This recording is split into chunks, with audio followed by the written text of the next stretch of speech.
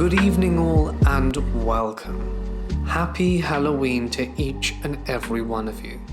The best day of the year. And by gosh, do we have some stories set up for you. Tonight, as is tradition, we have 100 new, hopefully never before heard ghost stories for your listening pleasure. So get comfortable and let the darkness take control.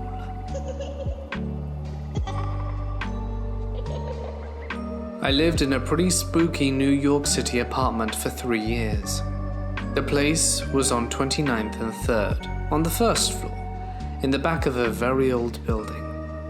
All the windows looked out onto a narrow brick alley, so naturally the place was very dark all the time. When my roommate and I first moved in, we smelled something awful coming from the apartment next door. It was akin to rotting garbage and cooked cabbage. I figured perhaps it was actually garbage, because we all get lazy from time to time and don't want to put the pants on to take out the trash. After a few weeks though, I told the super about it, who knocks on the guy's door to no avail. A few days later I came home from class, and there was a cleaning crew clearing the place out. Pretty sure what I was smelling all the time was dead guy funk. And then the weird things began to happen. My roommate Audrey swore she heard something move around in her closet on more than one occasion. New York City apartments are notoriously small, and this place was no exception. The closets in the place were tiny, scarcely large enough for a person to stand in, and wedged into a corner of the room like an architectural afterthought. I chalked it up to mice or something. Those little pesky things had been eating my mac and cheese for months. Until she said she actually saw movement in there like a shadow. Something dark. Nothing else happened for a while, until one night when Audrey was home alone taking her makeup off. It was always a long, nightly ritual for her. She was standing in front of the mirror when something walked straight past the open door. There's no logical place that someone could have disappeared to. Oftentimes I would stay up late, painting in my room, because I would always save my assignments for the last minute.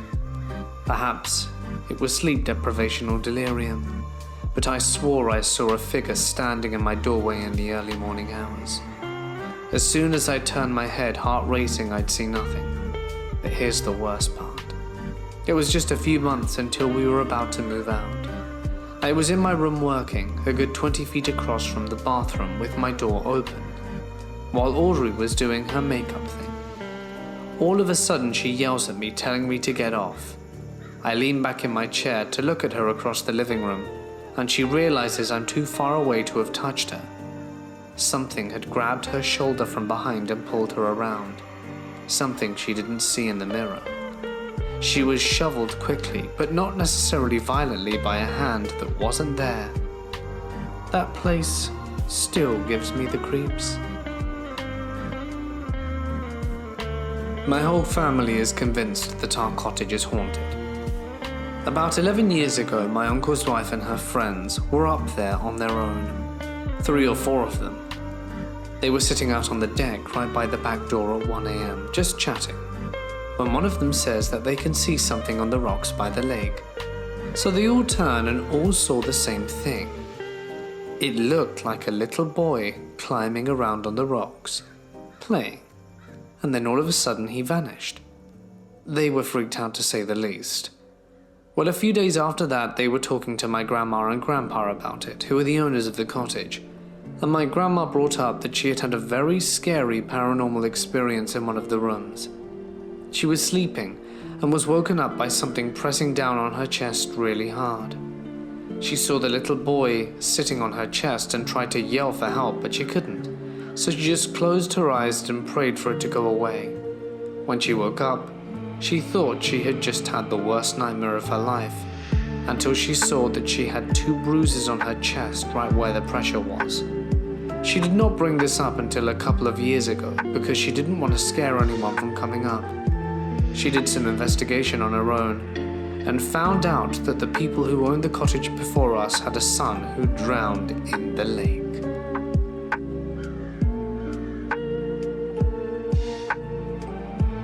My story took place in the year 2000 and 2001. My brother and I were teens at this time, and we moved into this tiny 2-bedroom duplex house with our mum after our parents got a divorce. The new place had a weird feel to it, and we started to notice our cat acting really weird when only one of us were alone in the house. Our cat Muffin normally could care less where you were or what you were doing. But in this house, if you were alone, he started to stand guard and follow you around. He would stand at attention at the bathroom doorway, looking out while any of us were in there. We thought it was cute, but a little odd, because the duplex only had 2 bedrooms. My mum let me have the master room, and we shared the bathroom, while my brother had the 2nd bedroom and used the hall bathroom. My mum turned the living room into her own room and put up curtains for some privacy. We made it work. Over time, strange things started to happen. I had trouble sleeping and always felt like I was being watched. You would hear strange knocks out of nowhere, but most of the time we chalked it up to maybe the neighbors being loud. There would be times I could swear I saw someone out of the corner of my eye, but nothing would be there when we looked. I would always wake up cold and find my blankets weren't on me. One day my mum finally asked me why I kept throwing my blankets off me, as if maybe I was too hot. I told her no, and I wasn't sure why they were off me. She would come into the room and find my blankets across the room and be fast asleep in a very strange position on the bed that people wouldn't normally sleep in. She expressed her worry, and it started to freak me out because I didn't even know what was going on. It got to the point I was too afraid to sleep in my room. My brother, being the oldest, would always complain he wanted the bigger room. Well, one day I had a bad dream. I was being pinned down by something dark and it wouldn't let go.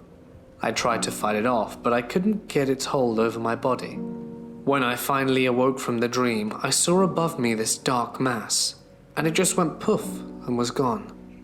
I told my mum about it, and she said I was just dreaming, and that I was probably still in a groggy dream state after waking. That day, after I was tired at school, like I hadn't slept a wink, my brother had to play practice after school, so I came up with a plan. I rushed home, and even though I was alone, I had a mission. I took everything out the master bedroom and switched rooms with my brother. There was no way in hell that I was going to be sleeping there another night. My brother came home and was a little confused on how I did this in only a few hours, but he took it as a win to get the bigger room. His excitement was short-lived, and so was mine. My nightly restless sleep kept happening. The blankets being thrown off me, and the dark thing was now in my closet at night. I had enough, and ended up sleeping with my mom every night. My brother, who isn't a believer in anything paranormal, started having strange experiences. Someone touching him when no one was in the room. The feeling of being watched. Hearing his name being called and being unable to sleep. It ended up becoming a normal thing for us. One day my brother got very sick, and he couldn't sleep in the master bedroom. He said it felt stuffy in the room and he couldn't breathe.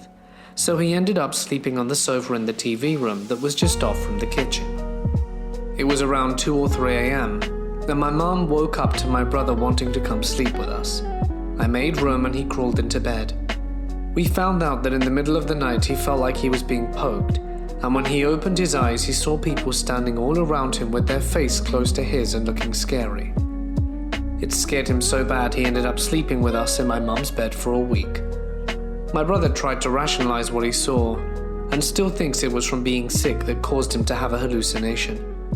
The day finally came that we were moving out. A spiritual friend of my mum's told her we did have a ghost in our house, and to keep it from following us, we needed to move things out, clean a room, close the door, and not re-enter it. We followed what she said, and started at the far end of the house, moving, cleaning, and making sure nothing was left in the room, and moving on to the next. My brother was taking the last load of stuff to our new place.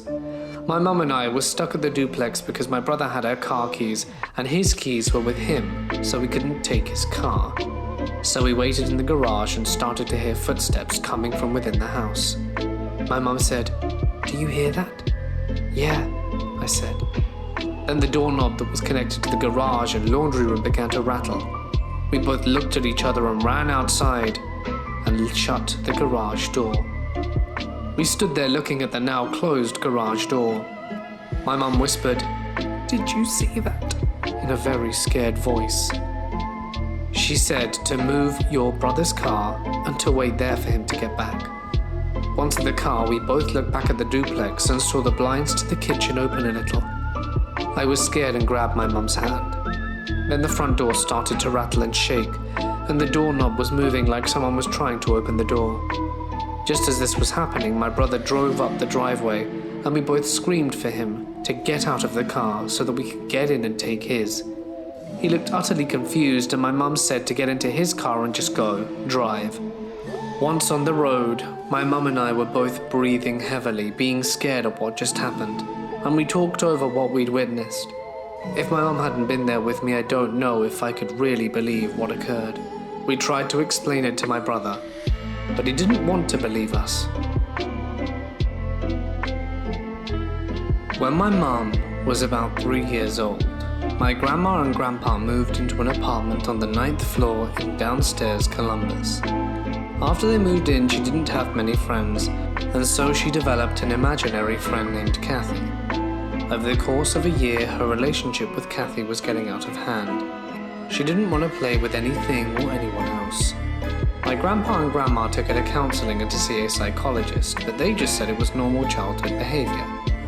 She started blaming Kathy for things that got broken and messes that were made, and my grandpa had had enough. My grandpa went to get a dog to occupy her time with instead of her imaginary friend. So he goes out and gets a German Shepherd pup from the pound and brings it home. When he gets back, my mother is playing in the corner by a window with Kathy. As soon as he walks in, the dog stares straight at my mum and starts barking and snarling. All of the hair on his back is raised and he's ready to attack, and my mum starts screaming, and all of a sudden the dog stops and my mum just starts crying. My grandparents have freaked out at this point and asked my mum what happened, and she just says that Kathy fell out the window. After that, she never played with Kathy or mentioned her again. Cut to a few months later, they're moving out of the apartment because of my grandma, super religious, can't handle what happened. My grandpa talks to the landlord and somehow the story comes up about Kathy. The landlord is shocked and tells them that the tenants before them moved out after their 5-year-old daughter Kathy fell out of the window and died. I'm sure many won't believe this story. Even my super religious grandma swears by it to this very day. I was serving in the military and was stationed at Camp Carroll, South Korea. This is right in the shadow of Hill 303. The hill was the site of a burial massacre during the Korean War. Now, I was always a skeptic, never believed in anything paranormal, but all that changed on the night of March 12, 2010. After having been released from duty for the day, me and several guys in the unit decided to go out and have an adventure. We'd all heard the stories of Hill 303 and knew the old emplacements were still in some locations. We also heard there was a mass grave on the hill and decided to go exploring and to work our way up to the monument on the top. The trip up was rather uneventful. A few locals racing down the pathway back towards town was the most exciting thing. As we reached the top, we saw the sun was almost set. We decided to hurry back down as some points were rather steep and would be dangerous to traverse at night. About halfway down, the group of us took a break, knowing the path down was no longer dangerous from that point. However, that's when we heard a new sound around us, the sound of running and shouting. It was faint, but we could hear it. I started to try and rationalize, explain it away. Sounds of town, things like that. But things got louder as we went down, so I had assumed I was right. That's until we reached the old emplacements. It sounded as if people were shouting right next to me. At this point, all rational thought had long since fled, and I started to freak out a little. The guys with me started moving at a much faster pace, and I started to move to catch up with them. I felt as if someone had grabbed my ankle. I started running down the hill as fast as I could. I only went on the hill during the day after that, and always before sunset. This was around 2012, in a hotel in Canary Wharf in London. My girlfriend and I had spent the previous day shopping and retired to our bed together and fell asleep. Sometime in the morning, in the low light of the room, I awoke. Through half-open sleepy eyes without my glasses, I see the impression of a girl. She was on my side of the bed near my feet. They look as though they were rummaged through bags. My girlfriend looks through her new purchases, I assume. Then I realized my girlfriend was still asleep next to me. I swore out loud and my heart raced. The figure was some sort of grey translucent girl with long straight hair, and she stood up, calmly took a step or two away from me towards the foot of the bed, and faded away. I didn't sleep well at all that night. Growing up, I played piano for 12 years. I played all styles of music, but by far my favorite was Beethoven, specifically Beethoven's Moonlight Sonata. If you don't know it by name, look it up. Everyone's heard it before. I loved playing this song when I was in high school. I think it spoke to my angsty teenage self. But one day I was home alone and playing this song, completely wrapped up in it, letting the music just flow out, as only an angsty teen can do. And from behind me I felt someone gently put a hand on my right shoulder. I immediately stopped playing and turned around. Of course, there was no one there and I was completely alone. The same occurrence happened 2 other times while playing the same song and being alone. My sister and I always joked that there was a ghost of an old lady, the former owner, who would walk up and down the stairs, as we'd hear the staircase creak all the time. Yes, the old lady really liked that tune. I used to live in a trailer park, off a notorious road known for haunting encounters. It even has its own website dedicating to letting the people tell the stories of their own experiences. But this was before I even knew this website existed. This was not long after I had my 4th child. She was a handful. Besides constantly taking her diaper off, she was a little ninja escape artist that always climbed out of the crib doing flips and the like. Since she's known how to get out on her own and did so quite often, it surprised me while sitting in the living room late at night watching TV that I heard her start screaming. She wasn't a big crybaby, not even when she got hurt. I knew something had to be wrong, so I ran into the far back room where she shared a room with her sister and walked in. At first I didn't see her, and her sister had fallen asleep on the couch next to me. I started to say, "What's the matter, baby girl?" When I first saw her, my whole body froze in terror. An old woman with grey hair pulled back into a bun wearing red and black striped silk top, and a long black skirt was bent over my daughter's crib, just staring and screaming her head off like she was studying her. As I stood there frozen, the old woman stayed hunched over, and moving just her head, turned her face in my direction. She had no eyes and was smiling at me. Not a friendly smile either, but an ominous one. I panicked. My mummy instincts kicked in and I dove for my kid, breaking the crib in the process. I got all of my kids out the house that night, and 2 weeks later we moved out. My husband and I visited Venice about 2 years ago. Our first day there, we pretty much went right to bed, as we got there late. That night I woke up to my husband sweating profusely and staring at the corner of our room. I tried talking to him, but he wouldn't answer. I shook him awake, even though his eyes were open, and he told me that he saw a little boy in the corner of our room walking towards him. He was trying to scream, but he couldn't. The little boy disappeared as soon as we started shaving my husband. I'm not sure whether he just saw a ghost or had a bad dream. We just went back to sleep. I started having a dream about a little Venetian boy. He started walking towards me and whispered in my ear in Italian about how he died. I couldn't understand everything he was saying, as I speak fluent Spanish and very little Italian, so he decided to show me how the bad men cut his tongue out of his mouth and took his teeth. He told me he wasn't alone and that they were doing it to other people too. When I woke up, I told my husband about what the little boy had said and shown me. My husband's eyes immediately went wide when I told him about the tongues and teeth. He told me that when the little boy was walking towards him earlier, he was holding a bag full of tongues and another one with teeth. But he didn't tell me that before, because he didn't want to scare me. My husband is also a huge skeptic and always said he didn't believe in ghosts nor spirits, but after this, he is convinced we were both visited by the spirit of the same little boy. I'm not new to paranormal experiences. The apartment I'm now in, as well as most places I lived in growing up, had their fair share of spooky, but I've never had anything like this happen. Everyone in my apartment, Dad, Mum and brother, are all aware that we've had a ghost, and we've never seen it as an issue. We just deal with the weird things happening and the occasional apparition every 6 months or so. Last night I saw something I've never heard anyone mention before though. I was asleep on the couch in the living room, laying, so that when I got up I could see the dining room, kitchen and hallway to the bathroom. I randomly shot up at 2:45 and looked into the dining room and saw a white pillar. It was brighter than anything else I've ever seen, and it seemed to be phasing through the dining room table. It didn't move, but I grabbed my phone and shined my flashlight at it, which did nothing. It didn't get brighter or disappear. It was strange. I was in my house alone.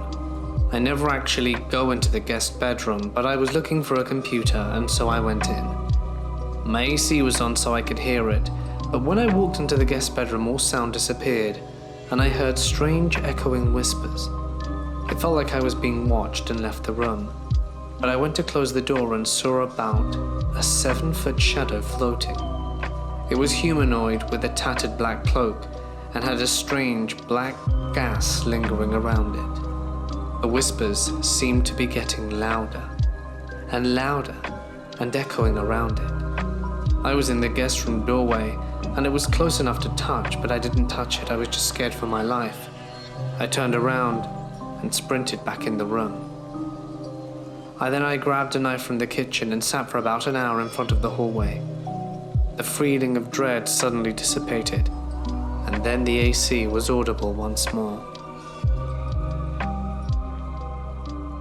My family and I had moved into a different state and bought a house. I no longer live there, but I definitely remember a few odd things that happened while living there. Our house was built in the 70s and was a fixer-upper. A husband and wife had lived there, and a few years prior to us moving in, the wife had passed away from cancer. I didn't know this until after my first paranormal experience at the house, because my parents thought my sister and I would be scared if we knew someone had passed away there. My friend found out online that the lady had passed away in her home by Googling her name. My first experience was when I was in the basement doing my makeup. We were renovating the upstairs bathroom, so I had to use the one downstairs. When I was applying my mascara and was close to the mirror, I saw a black figure from the corner of my eye. It looked like a person was standing right behind me, and it felt like there was a dark presence. I turned around and there was literally nothing behind me. Does anyone know the significance of this dark figure? I'm still not sure what it is to this day. The second experience I had was when I was sleeping in the basement because we had family visiting and my grandma was sleeping in my bed. It was past midnight and I swear I could hear running back and forth in the upstairs hallway. I have 2 cats, but both of them were sleeping downstairs with me. I went to check upstairs and everyone was fast asleep. I continued to hear this stomping for about an hour, and I remember it being really hard to fall asleep that night. The last experience I had was the scariest. My sister and I had a friend over and we were chatting about how we thought our house was haunted. My sister always complained to me about how she hears footsteps in her room, which was weird because to me I had never heard any specifically in my room. We all decided to lay in my bed and see if we could hear anything. We're all in about 8th grade, so of course we're doing dumb stuff like this. We were silent for minutes on end, and then we heard a huge sound like someone had thrown something off my nightstand. It was the craziest thing. None of us had moved a muscle, and we heard that huge sound out the blue. We looked on the floor and nothing had been knocked onto the ground. It made absolutely no sense whatsoever. My dad never believed us when we said we thought it was haunted. However, there was one time he was inside the house, alone, and said he heard the cupboards in the kitchen opening and closing while he was in the basement. He said he came outside to ask if any of us were doing dishes, and we said no, and he thought it was weird but dismissed the whole thing. When I was little, I used to always sleep with my feet hanging off the bed, and in the morning my mum would wake me up by tickling my feet. Well, one morning I felt my feet being tickled and I woke up giggling. I opened my eyes expecting to see my mum telling me it's time to wake up, but there's no one there. I was immediately frightened because I wasn't dreaming and I had felt real fingers repeatedly tapping on the bottom of my feet. I eventually worked up the courage to go to my parents' room only to find them fast asleep. I got into bed with them and asked my mum if she had come to my room. She said no, and needless to say I didn't sleep with my feet hanging off the bed again.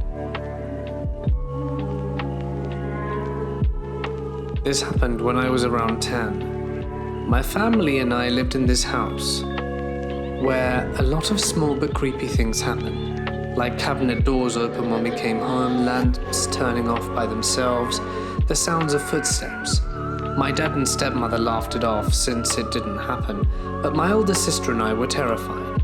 The scariest thing I remember happening was randomly waking up in the middle of the night to see my older sister standing at the side of my bed, as if she were looking down at me sleeping, but with her eyes closed, and a really creepy half smile. I called out her name and she slightly tilted her head, and then slowly started reaching her hands towards me. This probably wouldn't be as scary if she weren't completely white. Her face, hair, pajamas, everything. She was my sister, but completely white, not transparent, just white. And as she started reaching her hand towards me, I got scared and covered my face and froze. When I peeked out from the blankets, she was gone. I never felt her touch me, and I never heard her walk away or go back to bed. Till this day, I still have no explanation for the experience, although I do have a very uneasy feeling that this wasn't my sister, and I'm open to any explanations. I grew up in North Country, San Diego. I don't live there anymore, but this story pertains to the road leading through Lake Hodges, a reservoir and hiking spot in Escondido. It's a gorgeous but spooky area. The lake is surrounded by sleepy canyons filled with yapping coyotes and old farmhouses spread out among big lots. There are barely any street lights on the residential streets cradling the lake. The lake itself has some dark history, only locals might know. A high school girl got sexually abused, and her life was ended while jogging along the main trail when I was around the same age. My best friend's sister and her friend found voodoo dolls and knives stuck into some oak trees along the trail once. Creepy stuff. San Diego looks nothing like the Deep South, but Lake Hodges has a similar complex about it. It feels like something unspeakable happened there. While I was in high school, 2009 to 11, my friends and I would drive around and smoke cigarettes. We listened to new music and had existential adolescent conversations. Often we would drive around at night. I believe the first time this happened was late winter 2010. We were driving down the windy road past the point of separating the dam from the rest of the lake, and as we were about to take a corner, we saw this figure of a tall man standing on the side of the road. He had his thumb up, looking to hitchhike. His hair was wet and dark. The best adjective I can conjure in this situation was that he looked slimy. He was wearing this wet trench coat and his face was worn. When our headlights met his eyes, they looked vacant, yet melancholy, staring off into space like a zombie. But still there was something soulful about them. I can't explain it, and it's been over a decade and I've had plenty of time to reflect on the strange sorrow I witnessed within him. He vaguely resembled a drowned pirate, and we were all terrified. A few months later, the same thing. We saw the same figure hitchhiking a bit further down the road. This time we were even more mortified. A hitchhiker in the same place, in the same clothes twice? A year or so later, I had returned from college for spring break and was catching up with the same friend, barreling down the road. Somehow the topic of the hitchhiker came up. My friend told me that she had seen him again recently, at a different spot on the same road at night. We commented on how he could be a ghost. I'm a major skeptic of literally everything. I rely on evidence and occasionally will accept reports of encounters with credible people. But, it has to be factual. Might be cliche so far as considering this is the internet and people lie all the time, but I'm hoping someone hears me out. When I was a kid, I used to see a tall woman wearing white with black hair enter my little sister's room, followed by a small baby crawling behind her at night. My sister and I had all sorts of experiences with being suddenly grabbed. I think we know the difference between a muscle twitch and an actual grab, and she never saw the woman, but I did. And she heard the woman constantly tell her, "They need me." It was terrifying. I've always been plagued with horrifyingly vivid, violent and graphic nightmares and night terrors, even to this day. But as an adult, I question the legitimacy of what we experienced as a kid, because, well, we have no proof. Fast forward to present day, I'm 30, she's 26 and she has a baby. When I was on the phone with her not long ago, she stepped away to get her kid who was crying, and I heard a hissing whisper say, "Stay with me," which gave me the heebie-jeebies, but I joked about hearing a ghost as soon as she left and she froze. She asked me what it said, and I told her, to which she replied, "Dude, there's a ghost in here, and my husband doesn't believe me, but I hear it all the time." So of course I'm like, that's creepy, but okay. A few weeks go by, and she recently messaged me saying her son was acting weird, and the moment she hears something again, she looks directly into a corner of the room, and she hears a whine. He's 2 years old, so it's that baby whine they do when they don't like something. Today she sent me videos from her camera monitor. Her son was sleeping and woke up saying, "Stop it," over and over, and then later on was repeating, "Go away, go away," and wiggling around uncomfortably. I cannot help but be completely and utterly creeped out by this, because my sister isn't someone who makes stuff up for funsies or fake videos. I asked her if she could share it here, and she said no, to which I understand. And I know there will be naysayers, and I get that too, but I'm starting to question it more and more.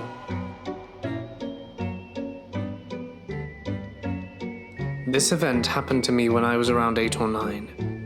I'm going to start by explaining about a little shop in our town, because this is connected to what happened. In our medium-sized town, we had this small bookshop that we went to frequently.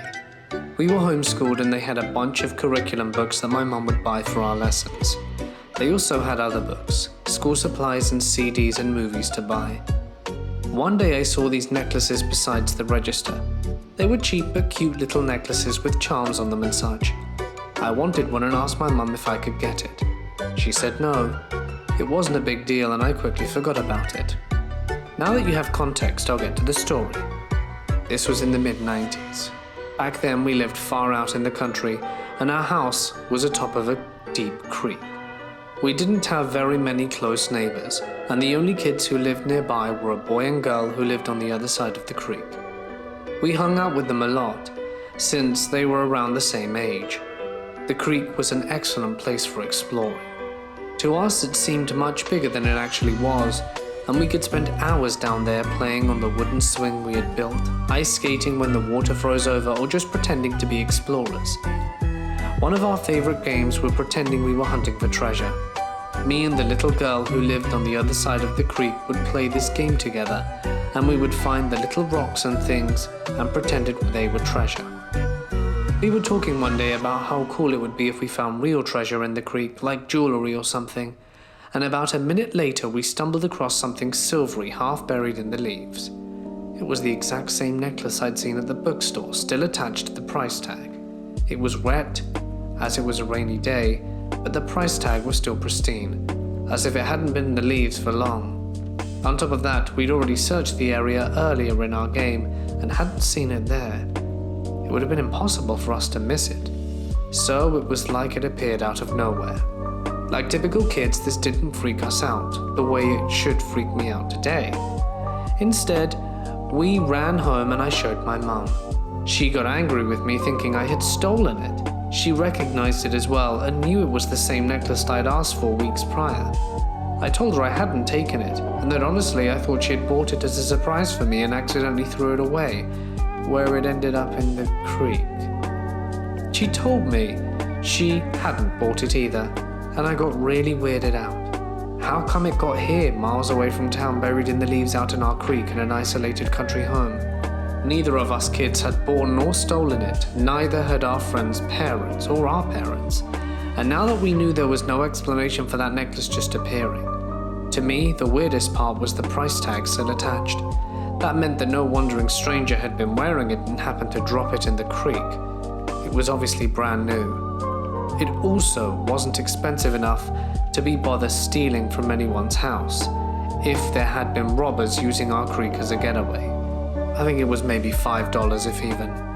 As a kid, I just saw this as good luck and asked my mum if I could keep it, but she insisted we return it to the store. We did, and sure enough they confirmed it was the exact same necklace that I had been wanting. I explained the story to the cashier, but I'm pretty sure the cashier just figured I had stolen it. I'm pretty sure my mum thought that too, since I couldn't prove it, and I wasn't dishonest. I don't blame her for thinking that, since there was no other way to explain it, and to this day it just remains an unsolved mystery. But I'd like to think a friendly ghost wanted to give me a small gift. I live in a studio apartment with my cat. I moved in around the 1st of July, and nothing seemed out of the ordinary until my boyfriend came to visit for a few weeks in September. I had sleep paralysis, a dream of a decomposed lady with shoulder-length dark hair watching me and my boyfriend sleep from the foot of my bed. It freaked me the hell out. I woke up at 3 a.m. and couldn't get back to sleep for a few hours after this experience. I also see shadows at the end of my bed now, while I'm laying in bed looking for my phone, but I don't know if this is real or just my paranoia. After my boyfriend left, I noticed some more unusual things happen in my apartment. When I'd come home from work, all the cabinets in my kitchen were open, every single one of them. I thought maybe I had been leaving them open while being half asleep and dazed and rushing to get out the door, but I started making mental notes of making sure the cabinets and cupboards were shut before I left. To my surprise and somewhat dismay, each one was open today when I returned home. A picture of my boyfriend that I had placed on the shelf fell to the floor a few days ago, and it was not unsteady or near a draft. As I crawled into bed tonight, a cap from a water bottle flew off my nightstand and hit the wall across from me. Along with this, my cat runs around meowing and howling with his hair straight up. He's never done this, but since my boyfriend left, this seems to be becoming a regular occurrence at 5 a.m. and 5 p.m. I wish I could calm him, but I don't know what's wrong. I realize I might sound bonkers at this point, but I found out a 40-year-old woman was actually strangled by her boyfriend in this building 20 years ago. I don't think it was a coincidence that all of this seemed to start around the time my boyfriend came.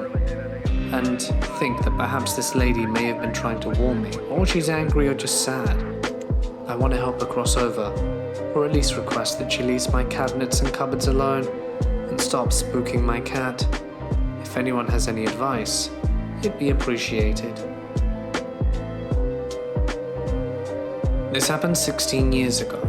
I was in middle school, and during reading time I found an old, tattered-looking book on one of the shelves. It was an esoteric book that talked about ghosts and ghouls and other weird things. I focused my attention on the one chapter entitled Bloody Mary. This is the name for an arguably evil queen, Mary I of England, who had over 280 religious dissenters burned at the stake. This chapter gave direction on how to summon the ghost of Bloody Mary. The book said it would have to be at night in front of a mirror, and you would have to chant the words Bloody Mary between 50 to 100 times for the ghost to appear. Simple enough. The book even showed an image of what she may look like. Fast forward a few weeks, I'm at a giant cookout at an old rural Massachusetts home with many kids my age, between the ages of 7 to 16. I, with all the confidence and courage of a boy just hitting puberty, decided to tell them about how to summon on this ghost. Everyone was actually excited and decided to follow me into this horror. I and about 10 other kids found a giant full-length mirror in this dank basement for us all to sit in front of and to try with an experiment. It was perfect. Being still a little scared, I got my dad to do it with us the first time. And he wasn't taking it seriously at all. 9:30 p.m. we started our first try while my dad was joking around at first. No dice. It was still a little light out and we chanted Bloody Mary, but nothing happened. Not discouraged, we all tried again at midnight. This time, it was pitch dark in the room and my dad wasn't there to change the atmosphere. We were serious and it was creepy and we began chanting. All was silent outside and inside as we rhythmically went on, spellbinding, and at about the 75th time, we said the words something happened. There was an eerie white shimmer at the center of the mirror, spaced out horizontally by a few feet. We went on 5 or 10 more times with the speed of lightning, and a ghostly face zoomed into the center of the mirror facing us all. It was of pure white light, bald, and had huge dark spaces where the eyes should be. The slits of the nose and openings of the mouth also black. Bloody Mary stared menacingly at us. A bunch of little kids just performed a seance, and as soon as she vanished, we all screamed at the top of our lungs and booked it haphazardly up the stairs to turn the light on. We were all shaken, but talked amongst each other, verifying we all saw the same thing. Ghosts exist, people, and still to this day I sometimes get a little creeped out at night in front of mirrors. My family is very musically talented. Everyone sings, everyone can pick out a tune on any instrument they choose, and my brother has been playing piano since he was 9. Can't read notes but is extremely gifted as a musician, with an ear for picking songs out. One day when I was 8, he taught me a few new chords that he thought would add some flair to the song I was learning. I practiced the rest of the afternoon after he left for his apartment. Fast forward to later that night.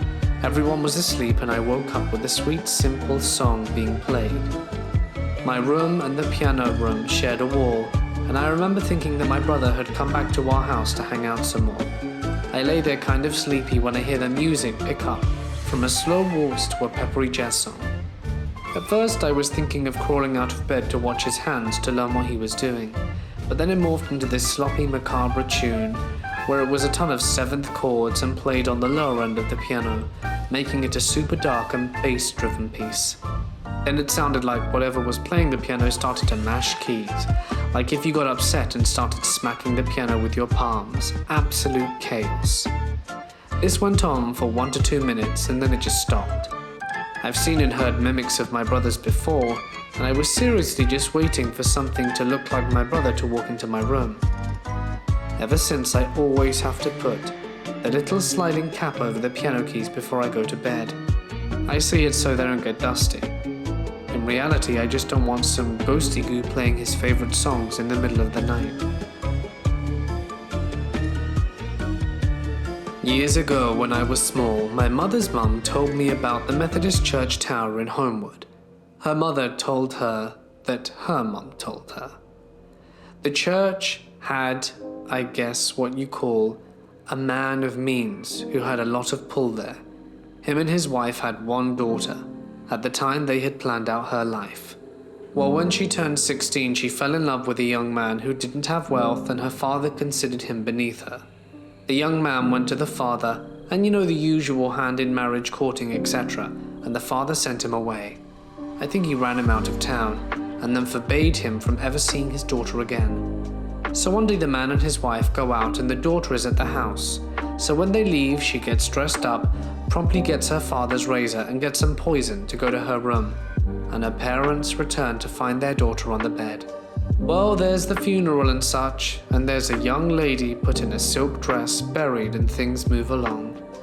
After about a month after she died, someone was up early in the morning and passed the church, looked up into the attic through the window, and guess who was looking back? It was her. The whole town say they always saw her in the early mornings in the dress she was buried in, with a cold blank stare. After this began happening regularly, the parents left town never to return. This happened to me 2 months ago. It was early September, and my aunt had just passed away. It was nighttime and had just gotten to bed. I pulled the blanket over myself and laid there for a few minutes trying to fall asleep. Suddenly, I felt the blanket start to tighten around my foot. It literally felt like someone was pushing my foot down and squeezing the blanket. I immediately jumped out of bed and ran into the hall. I had no idea what had just happened. I just stood in the hallway, shaken up, trying to figure out what had just occurred. I paced the hallway, and then decided to tell my parents about what happened. My mum said it was just my aunt tucking me in, which didn't make me feel any better about what happened. Since it was late, I went and sat in my room with the light on for a while. Eventually, I did fall asleep, but not for quite a while. My cousin's family occupied my dad's old house overseas for a period. We would sometimes stay there some nights when we were on vacation. Since I was really young, there wasn't really enough room. I would sleep in my cousin's bed. So this one night we were playing cards and it was getting late. The parents come and tuck us into sleep, and I am having problems sleeping as I was unfamiliar with the room. I try and lay on my stomach and then all of a sudden feel something touching the back of my neck. I look at my cousin and he has already fallen asleep. I try swiping it away and it keeps happening all through the night. I just can't fall asleep. Then after a while it gets to the point that I'm feeling restless and decide to turn around in bed. When this happens, I see a really dark, pitch black thing hovering above us. I try to scream, but nothing is coming out my mouth. I'm frozen there for a few seconds before I close my eyes and just imagine that I saw nothing. I turn around again and lay on my stomach. The same touching feeling on the back of my neck starts happening again. Somehow I fall asleep. The next night I end up sleeping in my parents' room, and then for the rest of the trip I stay over at my grandma's house. I don't tell anyone about the incident. We're over at my dad's old place the next vacation we decide to take, and I bring up the story to my aunt. She explains to me that when they built the house, one of the builders had fallen off the roof and died. One time when I was about 17, my parents left for a weekend with my little sister, and I stayed home alone at our house. It was coming up on finals week for me, and they were going to a wedding of a friend of theirs. I was a little paranoid, not of ghosts, but of someone gonna find out I'm a 17-year-old girl home alone and come over and end me in my sleep. I live in East Buddha nowhere, so it was a stupid fear, but I was still paranoid. The second night there, I woke up from a deep sleep with the feeling my dad was checking up on me. I rolled over and looked towards the doorway. There was a faceless form standing there, one hand on the doorframe, looking into my room.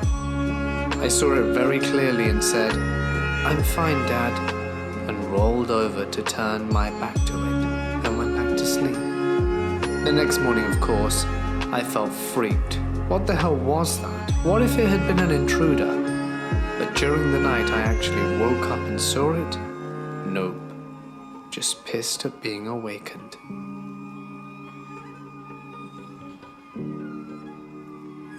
I was staying in my grandparents' cabin in the mountains of Idaho during junior year of college during spring break.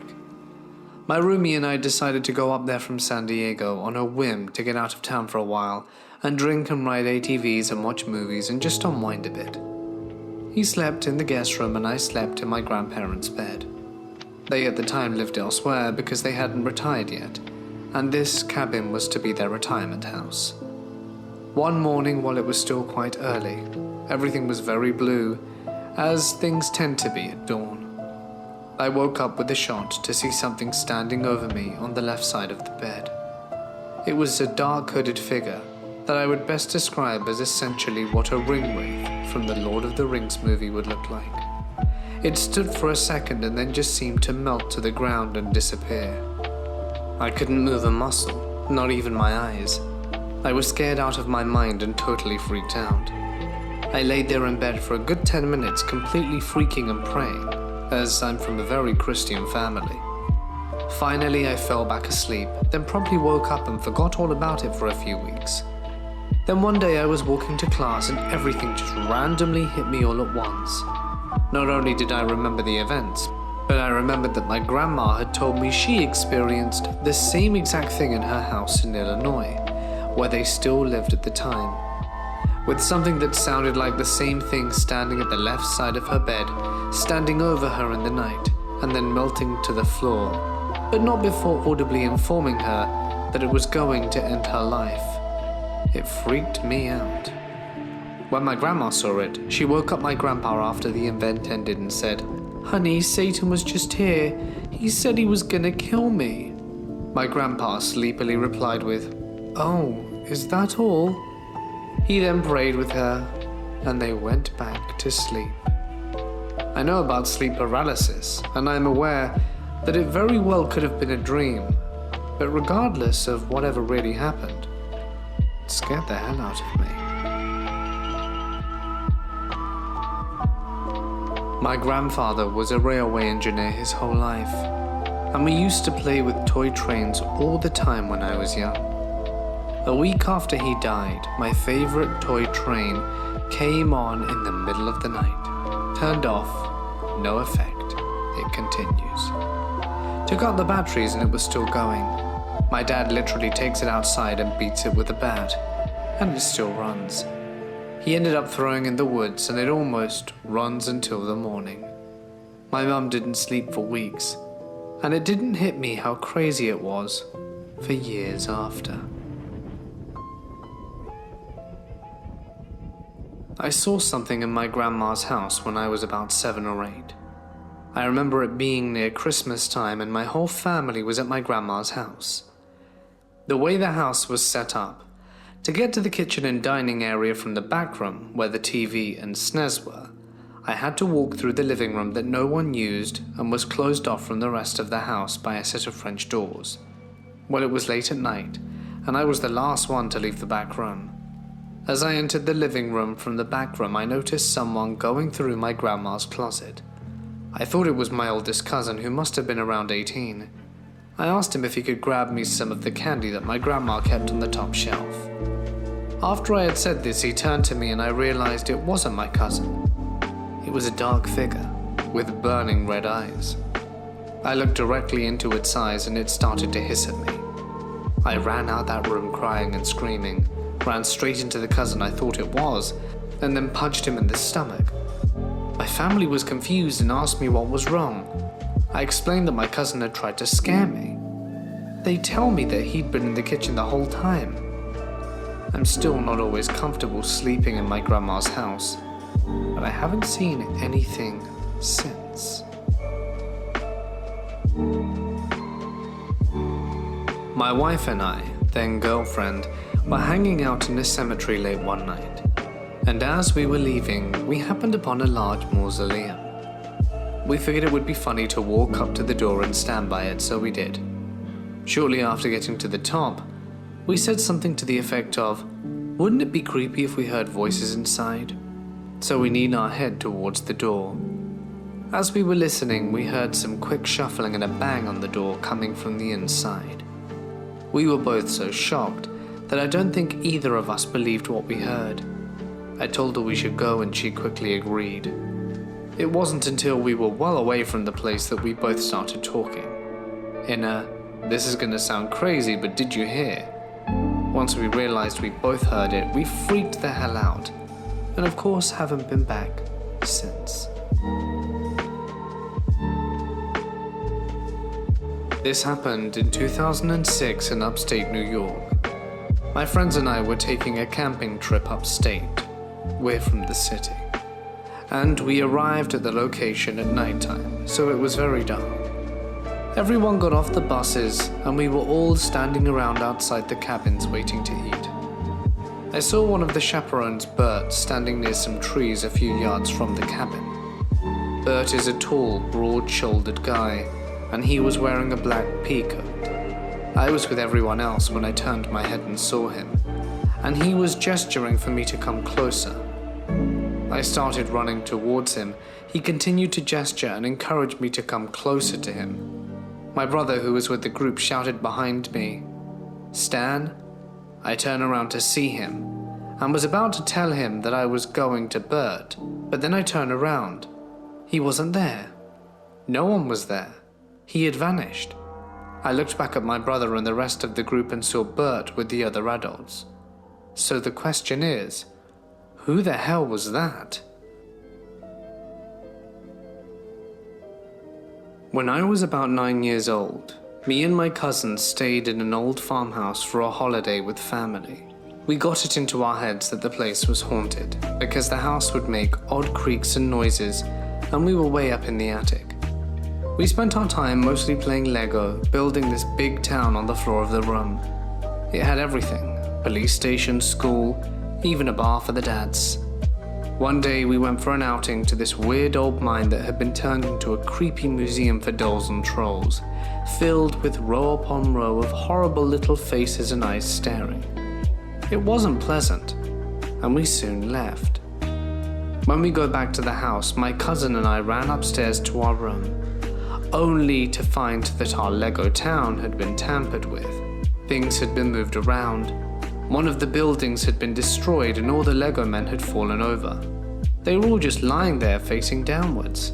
As you can imagine, this scared the crap out of my 9-year-old self. But we were nothing if not inquisitive and scientific, and decided to test it to see if it was something supernatural messing with Lego Town or just some cruel family prank. We rigged up an elaborate pulley system from the door handle with string to spill water on the floor if anyone opened the door. The idea was that when we came in after the trip that day, we'd listen to hear if there was a splash. We would also do the classic taping a hair to the door crack to test if it had been broken. We left for the day with everything in place and made sure we were the last out the house too. What do you know, when we got back the hair was unbroken, and opening the door we heard the water splash on the floor. Yet, the Lego town had been rearranged, the men had been lying flat, it had been rebuilt and destroyed. We did not sleep that night. When I was a kid, I liked to climb on the sofas, kitchen counters, and everything like that, to imagine I was on some sort of adventure. One day I decided to climb the washer and dryer. As I was reaching on top of the dryer, my foot slipped and I began to fall backwards. Then I felt a hand push me upright on top of the dryer, and I instantly turned around and expected my angry Asian dad banning me from climbing on stuff, but no one was there. Now, I would have fallen backwards and smacked my head on the edge of the granite counter had someone not been there to save me. I couldn't believe what happened, so smart me decided to pretend to fall again to see if it would happen again. This time the thing didn't help me at all. You know when you're looking for something you can't find, but you go through a series of stages of desperation? You'll start looking where you think it is, start looking where you think it might be, go back to where you think it should have been, and then look more thoroughly, and then look all over the places it could possibly be and look there, then go back to all those places over and over with an increasing level of frustration and annoyance until you find yourself pulling out the bottles under the sink in the kitchen, even though you're looking for a piece of clothing. So that's me at 17, alone, at home and desperately looking for my only clean pair of pants that I know should be somewhere in my dresser. I've checked everywhere in my bedroom, in the laundry room, in my parents' and brothers' and sisters' rooms, and everywhere in between, and only have a few minutes left before I have to head back to school wearing the pants that got crap spilled all over them in shop class last period. Finally, I'm down in the laundry room surrounded by piles of clothes that I've tossed all over the place and give up. I shout, "Where the hell are my pants?" And just as I'm about to head back to school covered in engine oil, I decide to check my bedroom one more time. The laundry room is in the basement. My bedroom is at the front of the house on the second floor. So in order to get back to my room, I have to walk up the basement steps, through the front hallway, in order to get to the main stairs. Up the stairs to the second floor, and then along the upstairs hallway to my room. And right there, in the upstairs hallway, halfway between the top of the stairs and the door to my room, are the pants I was looking for. They're not bunched or folded up in a ball and not stuffed anywhere out of sight. They're lying flat and full length on a carpet in the middle of the hallway, as though someone had just placed them there. There's nothing else on the third floor around them, but there's nothing lying on top of them or otherwise concealing them. I've walked between my bedroom and the laundry room half a dozen times by now, so if they were there, I would have seen them. Both my parents are at work and both my siblings are at school, and not even the cat is in the house. I stand there in my underwear and just stare at them for a minute, then shrug, look around and say, "Hey, thanks," and put my pants on to go to school. People are always skeptical when I tell this story, but here's to hoping that you guys have an open mind. Basically, we used to think our house was haunted, not because of anything overtly spooky, but simply because strange things would happen. Things would vanish and reappear in an odd place a little while later. Doors would shut themselves, nothing really ghostly. It was more of a family joke. You see, an old woman was killed by her son in the house. She passed away in hospital, but he pushed her down the stairs. Perhaps the old lady was bored. Anyway, it all kind of climaxed one night. The old lady ghost took it to the next level. It was about 3 a.m. and there was a huge crash in our kitchen. Naturally, my parents woke up thinking we were being burgled, and my dad ran downstairs. What he found was an incredibly strange scene, and so he called me and my mum downstairs to have a look. There were no signs of entry, no smashed windows, doors still locked, and obviously no one in the house. In the middle of our kitchen floor was a drawer, standing on its side with all the utensils that were kept in it neatly positioned around it in a circle. Our dog was also backed into the corner, trembling and whimpering, as we tend to keep him in the kitchen at night. We've never really understood what happened there. Just put it down to the old lady making her exit. Stuff stopped disappearing after that.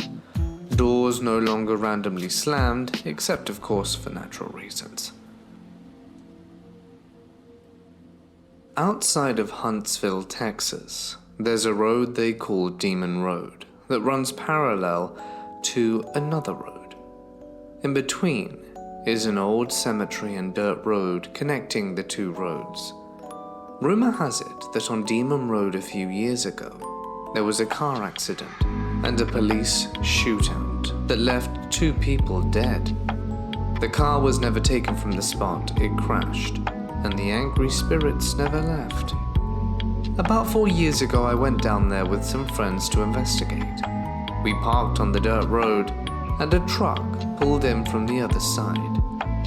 KC daylight is on, blinding me.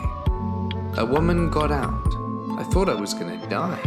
Technically, we were trespassing.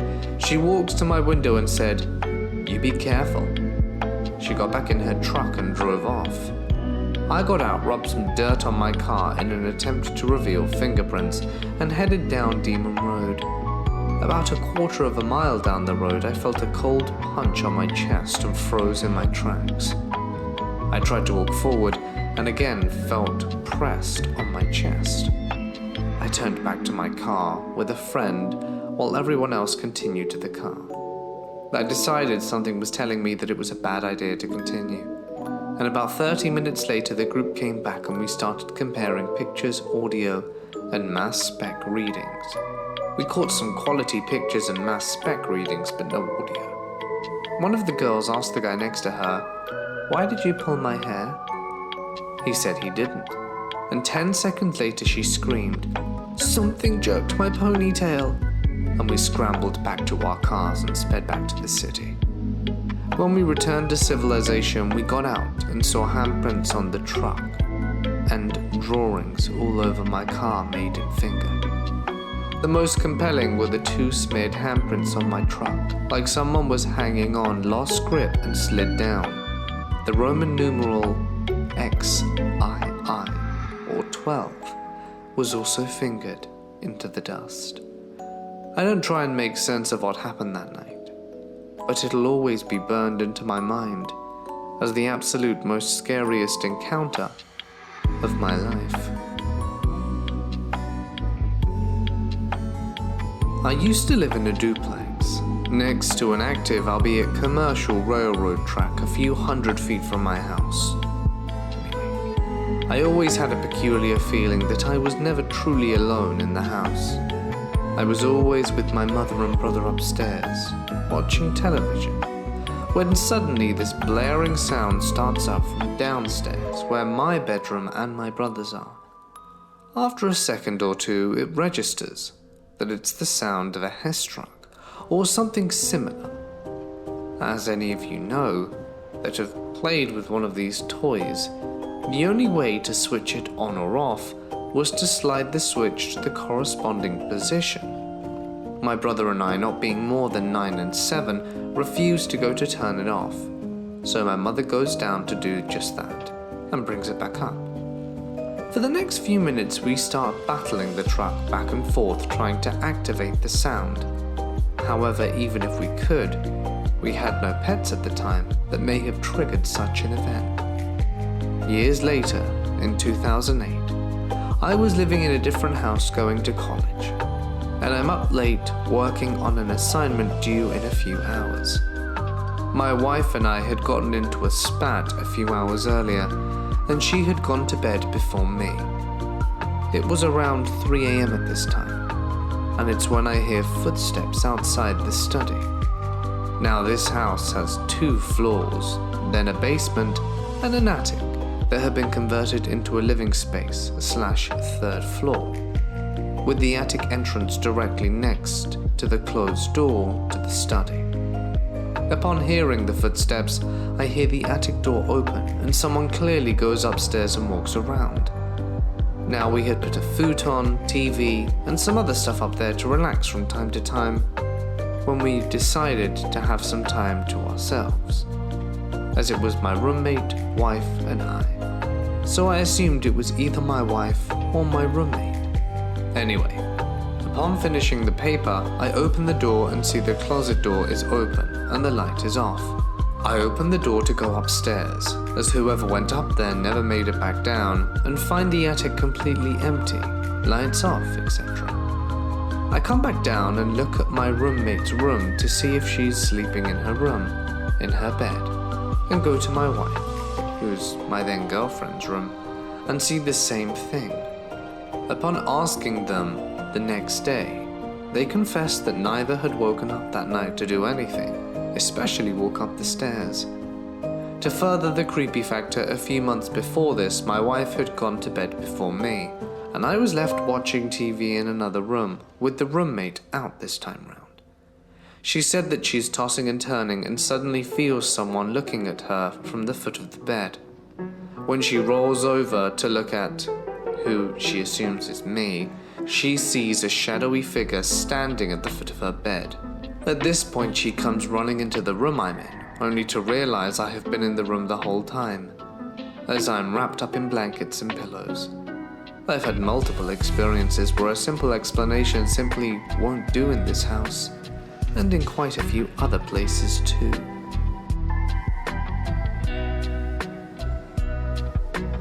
I once stayed at a mansion in Ireland with my entire family. We rented the whole thing out. It was built in the 1400s, and I didn't know the story, but apparently one of the owners had ended their life back in the 1700s or something. I had the room next to his bedroom. Now, I never really had an opinion on the paranormal before this.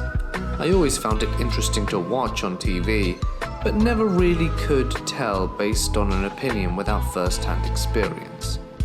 Well, first night there, the slave bells that rang from the 2nd floor in his room to the basement began ringing, along with the lights flickering in the master hallway. Every time we left the mansion and came back, all the window curtains would all be neatly folded to the side of the windows. We unfolded them every night to keep the light out, and the creepiest thing of all was on the 4th floor, there was a tiny pink door in the corner of the room. It was about up to my waist. When you opened it, it was complete and utter blackness. You could not see a thing. Now, we heard stories from the bartender at the pub next door that we went to every night that, legend has it, if you opened the door, you had a chance of taking home spirits. Obviously, we thought this was a myth. So on the last day, my dad was going around with the tape recorder and sure enough, opened the mysterious pink door. Now, not only did we catch a floating face-like apparition on the footage, we had some strange stuff happen to us when we returned home, such as furniture flipping and the sound of breaking glass and the curtains being folded. But that only lasted a week or two. Needless to say, I have a different outlook on the paranormal after that trip.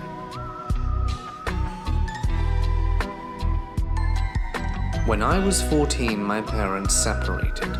So my mum bought a smaller house, and my brother, sister, and I were all still in school, so we moved in with her.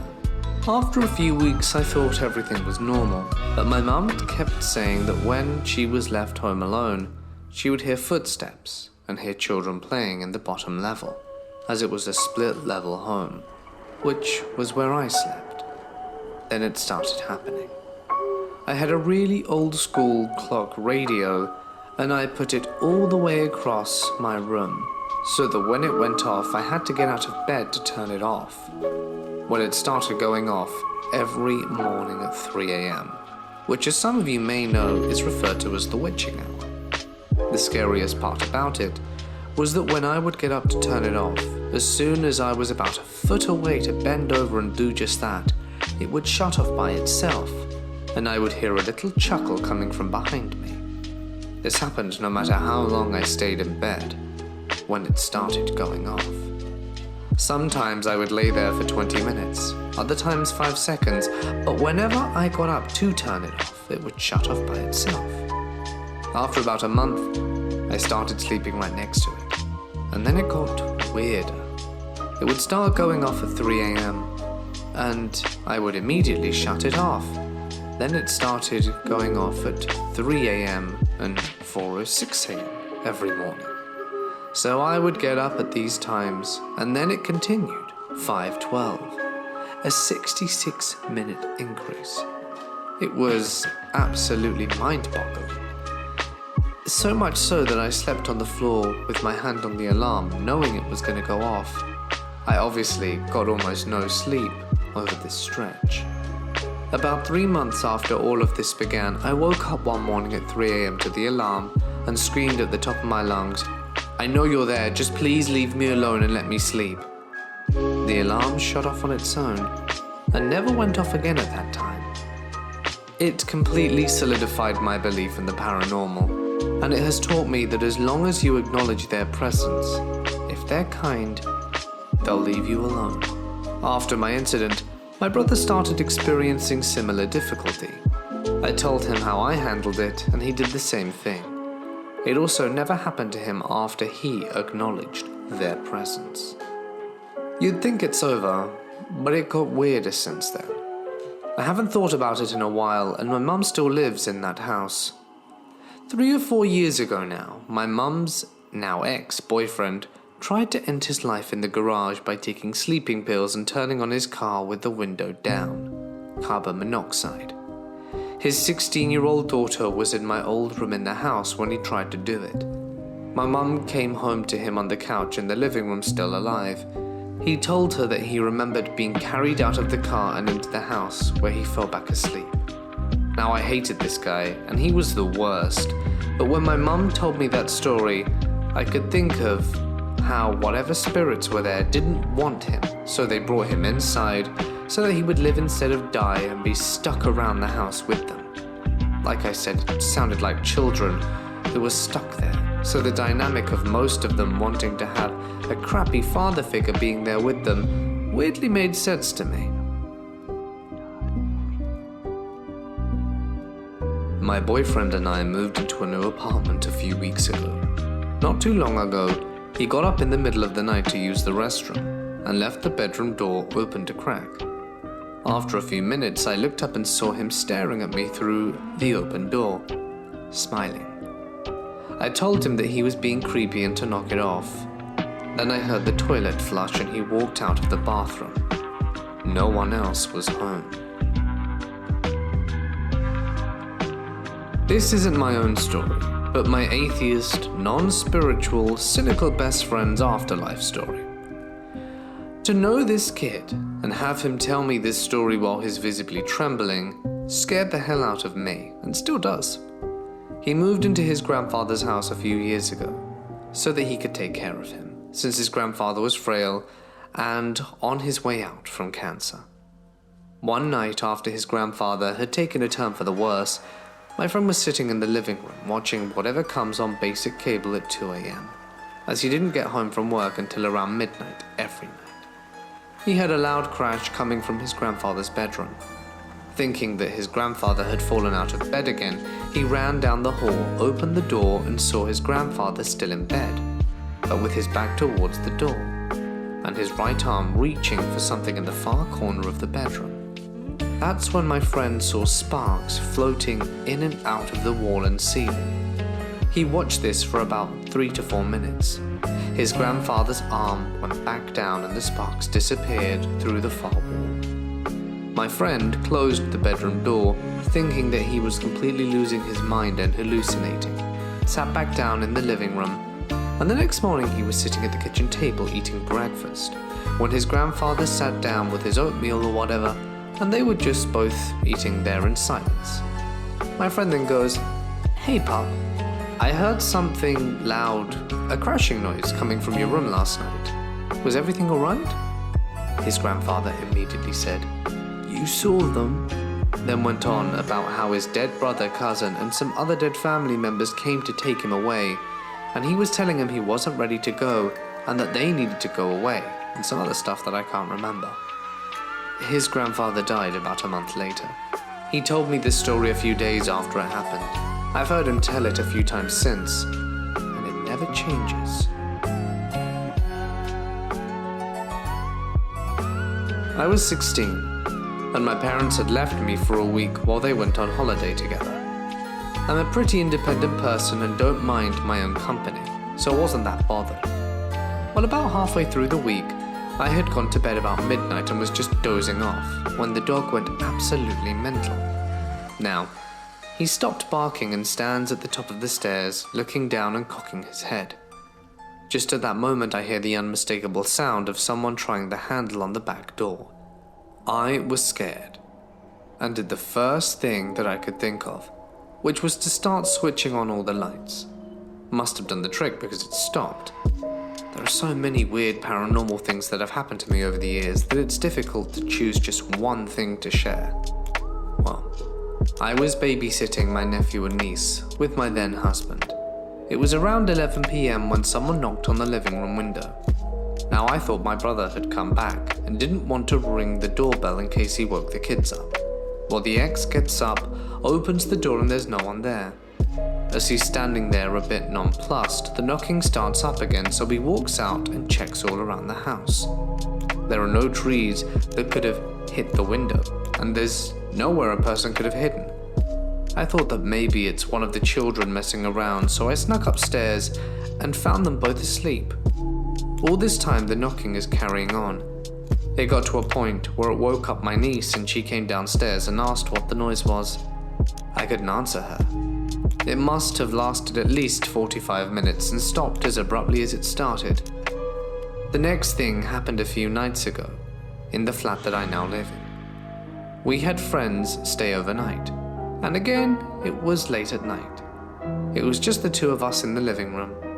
The ex had taken himself to bed, and Gary was on the phone to his girlfriend, so not really paying attention. All of a sudden, a figure walked past the open doorway. It looked like a tall man had been cut out of jet black paper. The logical part of my mind is to try and dismiss it as being the ex going to the bathroom. The trouble is that he hadn't gone past the doorway in the first place, as I would have seen him, and the figure appeared to be shorter than him anyway. I'm at a fancy restaurant in town, in the woman's washroom. There were only 2 stalls. I'm in one stall finishing up when I hear high heels cling-clang into the stall beside me. I think nothing of it until I come out and see the stall door wide open with no one else in. I shrug it off as nothing until I'm washing my hands and as I'm there drying them off on a paper towel, I hear this from the stall in a whisper. "Who's there?" I go wide-eyed, throw my paper towel out, and get the hell out of there. Needless to say, I try to avoid that bathroom now. This happened when I was really little. My mum and grandma worked as closing janitors in a movie theatre, and since I had no babysitter, they would take me along, and we would be there until the sun rose.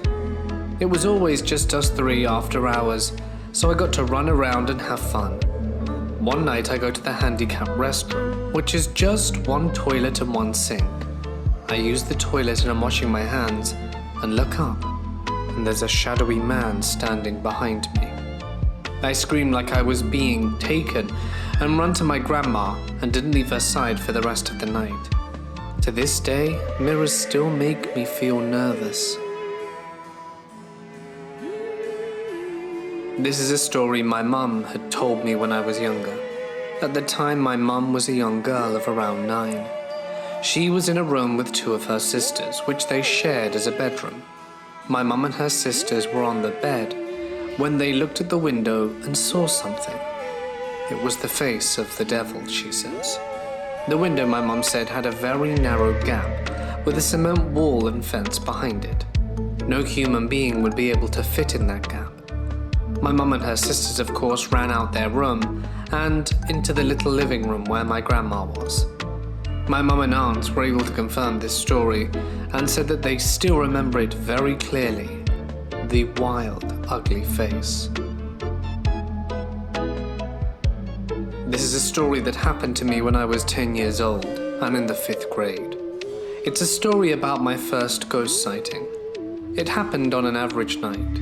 It was me, my parents, and my 2 sisters. I'm the middle child, and I'm a guy.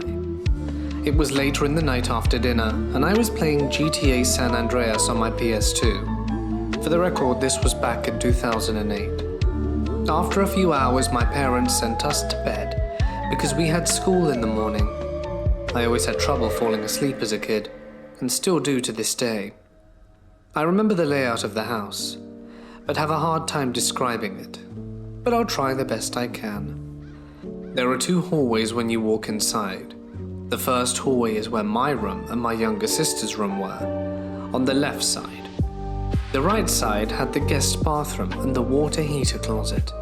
My room was at the end of the hallway. When you walked down the hallway, you would turn right into the second hallway, where my older sister's room was on the left. And the storage closet and master bathroom were on the right. There was also a laundry room at the very end on the right. My parents' room was at the very end of the hallway. So I was laying on my bed, with my door open because our cat would always come into my room to chill out and sleep with me. I was waiting for her to come, so I turned over and looked into the hallway. I then caught a 2-second glimpse of a woman walking out over the second hallway where my parents' room was, passing my room and walking out of sight. I didn't hear her footsteps, but I saw her clear as day, and I can still explain in detail exactly what she looked like. She was tall and skinny, her hair was long, and it was a mess, and she was wearing what looked like an old, dirty dress. It looked brown in the short moment I saw her. She appeared to be praying as she walked past my room and down the other hallway. This, of course, freaked me out, but I didn't flip out and start screaming and crying nor running to my parents. I was 10, and probably would have looked like a coward if I did. I really didn't know what to think, nor do I remember what my reaction was. I probably just thought, I saw a ghost, but then brushed it off. I of course brought it up at school the next day with my friends, and they busted my balls telling me I was lying, and that I got scared. I told my sisters about it weeks later, and they both claimed to have seen the same thing. That was the only time I ever saw it. I really don't know if it was a ghost or my eyes playing tricks on me. But we moved out that house 10 years ago. I go to a historically all-women's college in Mississippi, USA. As you can imagine, a bunch of girls bored in dormitories can create some mischief. My roommate had recently injured her knee and was bedbound for a few days. It was a Sunday night, and our weekend homework load was light, so boredom set in quick. I was sitting in my dorm room with my roommate and our friend, trying to find a way to pass our free time. Suddenly our friend exclaimed, "I know what we can do that would be fun." My roommate and I looked at her with curious eyes. "Let's play a Ouija board." My roommate and I looked at each other with apprehension. In the southern United States, people are incredibly superstitious. Supernatural phenomena and the occult are mostly avoided out of fear. Our college was already rumored to be haunted, so my roommate and I were feeling a little on edge about the idea. "We don't have a board," I said to my friend, and my roommate nodded in agreement. "Well, this website says that you can just make your own and it works the same." So we took a Sharpie marker and some leftover presentation board from a project. We took a shot glass and even lit some candles to scare ourselves. We all placed our fingers lightly on the glass and waited. Nothing happened at first, and we all sort of giggled and felt a little scared. Then there was the slightest movement of the glass. "Oh, one of you must have jerked the glass," I asked. "I thought it was you," we each said to one another. The mood in the dorm room instantly changed. It seemed to get darker in the room, even though the candles were flickering lively. The air became thick. The glass began to move to hello. My roommate snatched her hand away, protesting this activity. Our friend insisted that we continue now, that we've made contact, and began to ask who we were speaking to, and they said they were a girl. We asked if they had gone to our school in the past, and they replied with a yes. Suddenly it moved to Z, then to O, and then to Z, and then to O again. We instantly ended the session and prayed for protection. We opted to dispose of the homemade board, so our friend and I decided to bury the board off campus past the train tracks. We were leaving the dorm room to the elevator, and as we were on the top floor, the elevator wouldn't work at all. It had never malfunctioned before, so it was strange timing. My roommate was left in our dorm, and when we returned, she claimed that her phone and laptop also began to malfunction. Strange things continued to happen, and still do. This was our freshman year of 2016, and people still say that strange things occur on the top floor of the dormitory. Whatever we made contact with that night might still be around. My wife and I lived in an apartment in San Antonio, Texas in 2004. We adopted a cat who was so docile in the beginning, but over time the cat started acting weirdly. She would hiss at random places in the apartment, would attack the air and walls, and at the same time, we started to notice things. We would randomly see shadows on the wall. I saw the shadow of a man with a hat. We lived on the second story of the apartment row, and one morning I woke up to what I thought was my wife coming inside after leaving work. I heard footsteps, the door opening and closing, and then the stereo playing. I got up to see why she was back, and I couldn't find her. I called her cell and she answered right before she went through the gate on base, so I knew it couldn't have been her. Anyway, bunch of weird occurrences. I've had a lot of run-ins with the paranormal, but the one story that stands out in my mind is something that happened 2 years ago. Me and 4 of my friends were bored as hell sitting in one of their houses. We had the idea to have a seance because, hey, we're in high school and it sounds fun. We look up the instructions online and they seem simple enough. Light 3 candles, put some food on the table, turn the lights off, hold hands and call the spirits. Only problem was we didn't have 3 candles. We jury-rigged a single candle with 3 wooden kebabs sticking out of it to light. Genius. We all linked hands, and I led the seance because I'd done this thing before, like Ouija board and stuff. I called upon the deceased grandfather of one of my friends and waited a minute. It was then I realized I had forgotten what to do next in the ceremony and didn't really feel like there was anything there. Keep in mind that the single candle we did have, that we had stabbed the burning kebab sticks into, was a thick Yankee candle, the kind that comes in a jar. I decided to let go of my friend's hands to run to the computer to check the instructions. Literally, the second I break hands with my friend, a chunk of glass breaks off and pops into the air and lands on the table. And not a small chunk either. Of course, we all freak out and say goodbye. The skeptics in the group quickly deduced that the fire from one of the sticks caused the glass to crack. But I'm doubtful that a flame would cause thick glass to explode like that. My friend claimed that a spirit followed him home from his former boss's house, which was supposedly haunted by the spirit of a man. I was hanging at my friend's house one day. My friend was in the restroom while I was waiting in his living room. I kept feeling cold flashes, which was strange as it was summer. I tried to ignore it until I thought I heard someone breathing next to my ear. It was starting to get really creepy. And what finally drove the nail home for me was when I looked at the door which separated the living room from the kitchen, and it was cracked open, and I saw an eye staring at me. I don't remember seeing anything else or who was staring at me. All I saw was pure darkness surrounding that eye. I prayed to God that it was just my old friend being a creep. I ran to the door and opened it, but the eye was gone and there was no one there. My friend came out the bathroom a few seconds later, and I knew it couldn't have been him because the bathroom was a good 10 feet away from the door. I am as afraid as hell to go to his house now.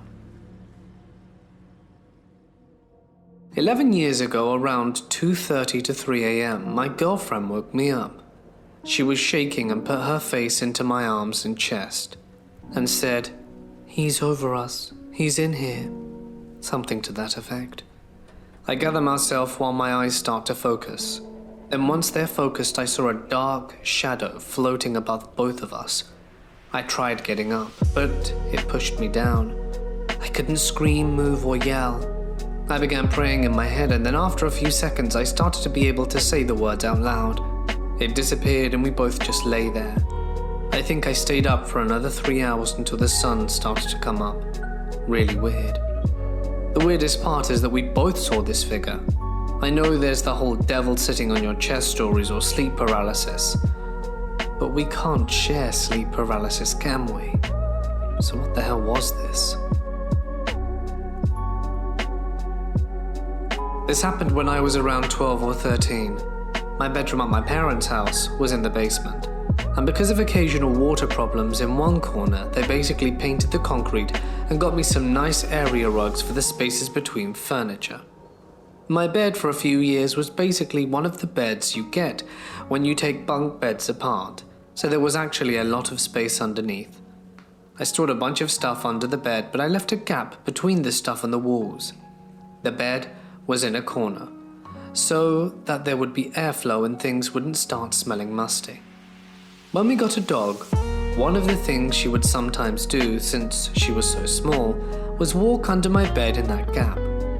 It was a kind of tunnel to her.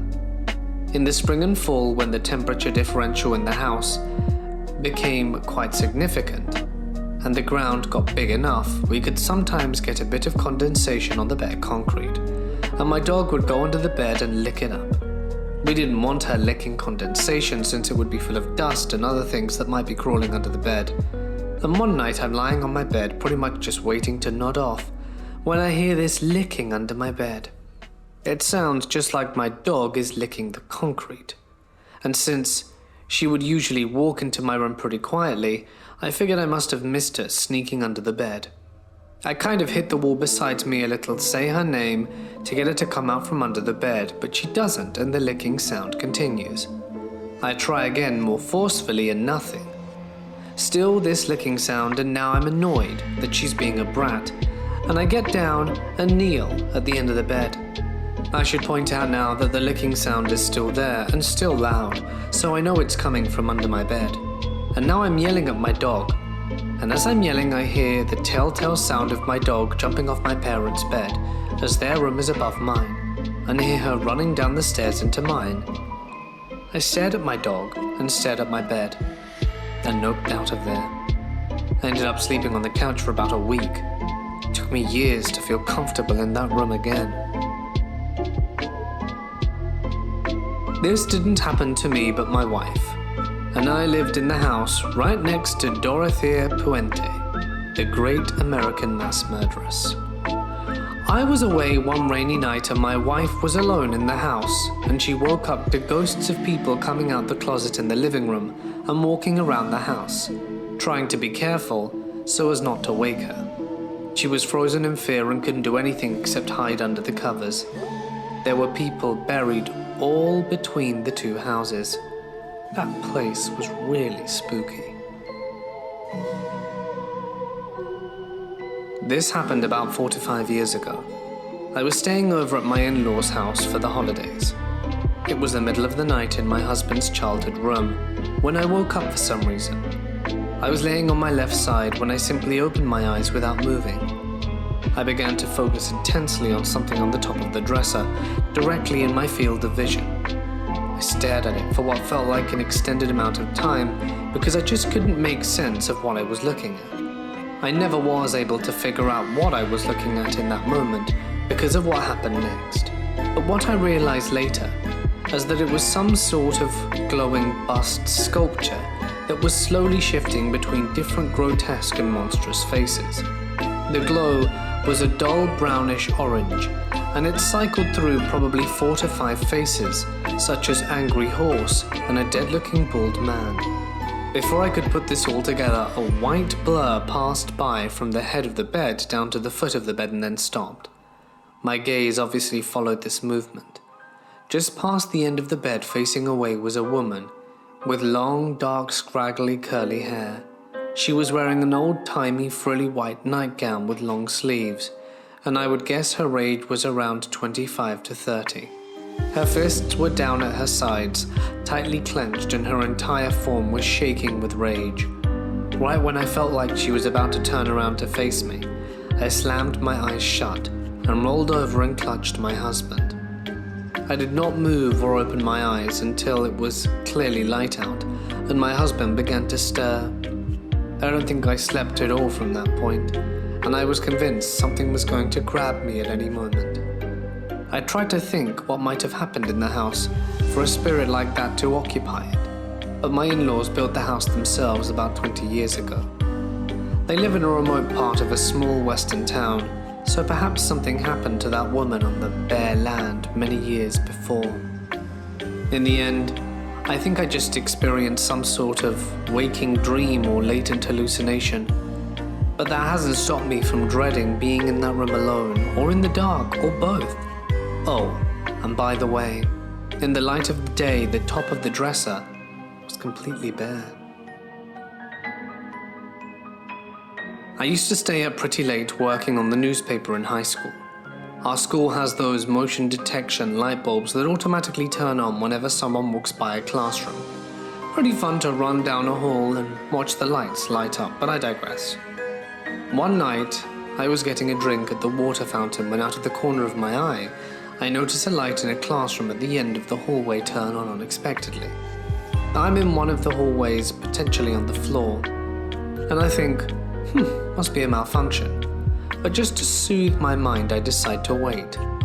The light in the next room turns on, and the next, and the next. Eventually I realize that something is turning on the lights and walking towards me. I freak out and book it back to the newspaper room. My friend and I were on duty that night, bringing on Doritos and playing music too loud. I tell him what's going on, and we go to check it out. The lights in the classroom at the end of the hallway are out, but the rest are lit. I think I knocked harder than I ever have in my life before. In the old house I lived in, I have 2 old wooden closets that were there when my family moved in. In our backyard there was also a mango tree, which seemed to have been there for decades. It was about a year after we moved in that the house became somewhat active. Our usual cleaning lady told us that when she was having her break, home alone, in the living room area, she heard people talking in the house. We weren't at the home at the time. And a few days later she informed us that she couldn't bear the encounter and thus moved out from the house, as it's common that the maids and cleaning people live on the same property where I live. About a week after that, we started finding kitten corpses around the property boundary. The location often appeared in the walls and corners and sometimes the rooftops. The most frequent finds would be around the mango tree in the corner of our backyard. These kittens just appeared. In our house on the second floor, the 2 closets are located in my room and the guest room, which became the storage room. Although these closets were old and the doors were a bit stiff, they don't seem to be broken nor dirty, so we kept them and cleaned the ones in my room to use. At the same time we started having the kitten crisis, I began to notice that the backside of the closest door had drawings which looked like kids' doodles. At the bottom part of the plank, I dismissed it thinking it was just carelessness while cleaning the closet, or someone had perhaps at some point brought their kids over to the house. But no. So I grabbed a wet towel to try and clean it, and it appeared to be just white chalk which came off with ease. But a few days later I went to grab something from the floor of the closet and found new chalk illustrations on the same area. I know for a fact that there weren't any guests that came to our house in the past few days after I cleaned the closet, and I'm the only child at 9 years old. Just about a week before we move out, the second closet started creaking. My mom decided to check it out, followed by a scream. Apparently, before my mum grabbed the closet handle, the door creaked open by itself, revealing a framed portrait of a lady in red staring back. We've checked those closets before and never used them. We were pretty sure we'd notice if there was a framed portrait sitting in one of them. On the day we moved out, the landlord told us that the lady in the portrait was the previous landlord of the property, who passed away many years ago. My sister passed away a few years ago. Growing up, we would always go to concerts together.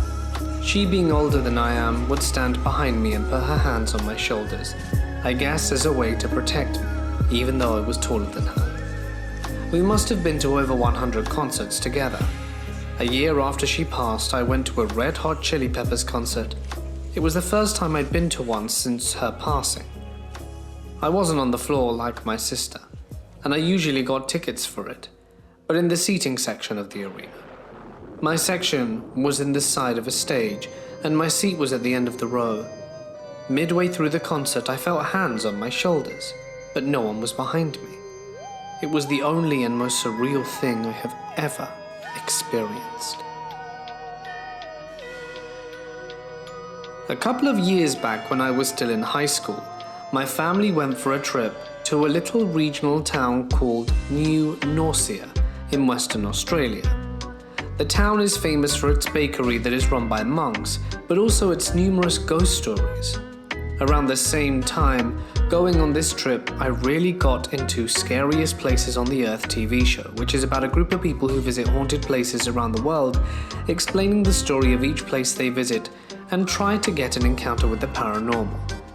While we were having lunch at this place, I jokingly said to my brother that it reminds me of one of the locations from the Scariest Places, and to imagine if one of the ghosts here followed us home.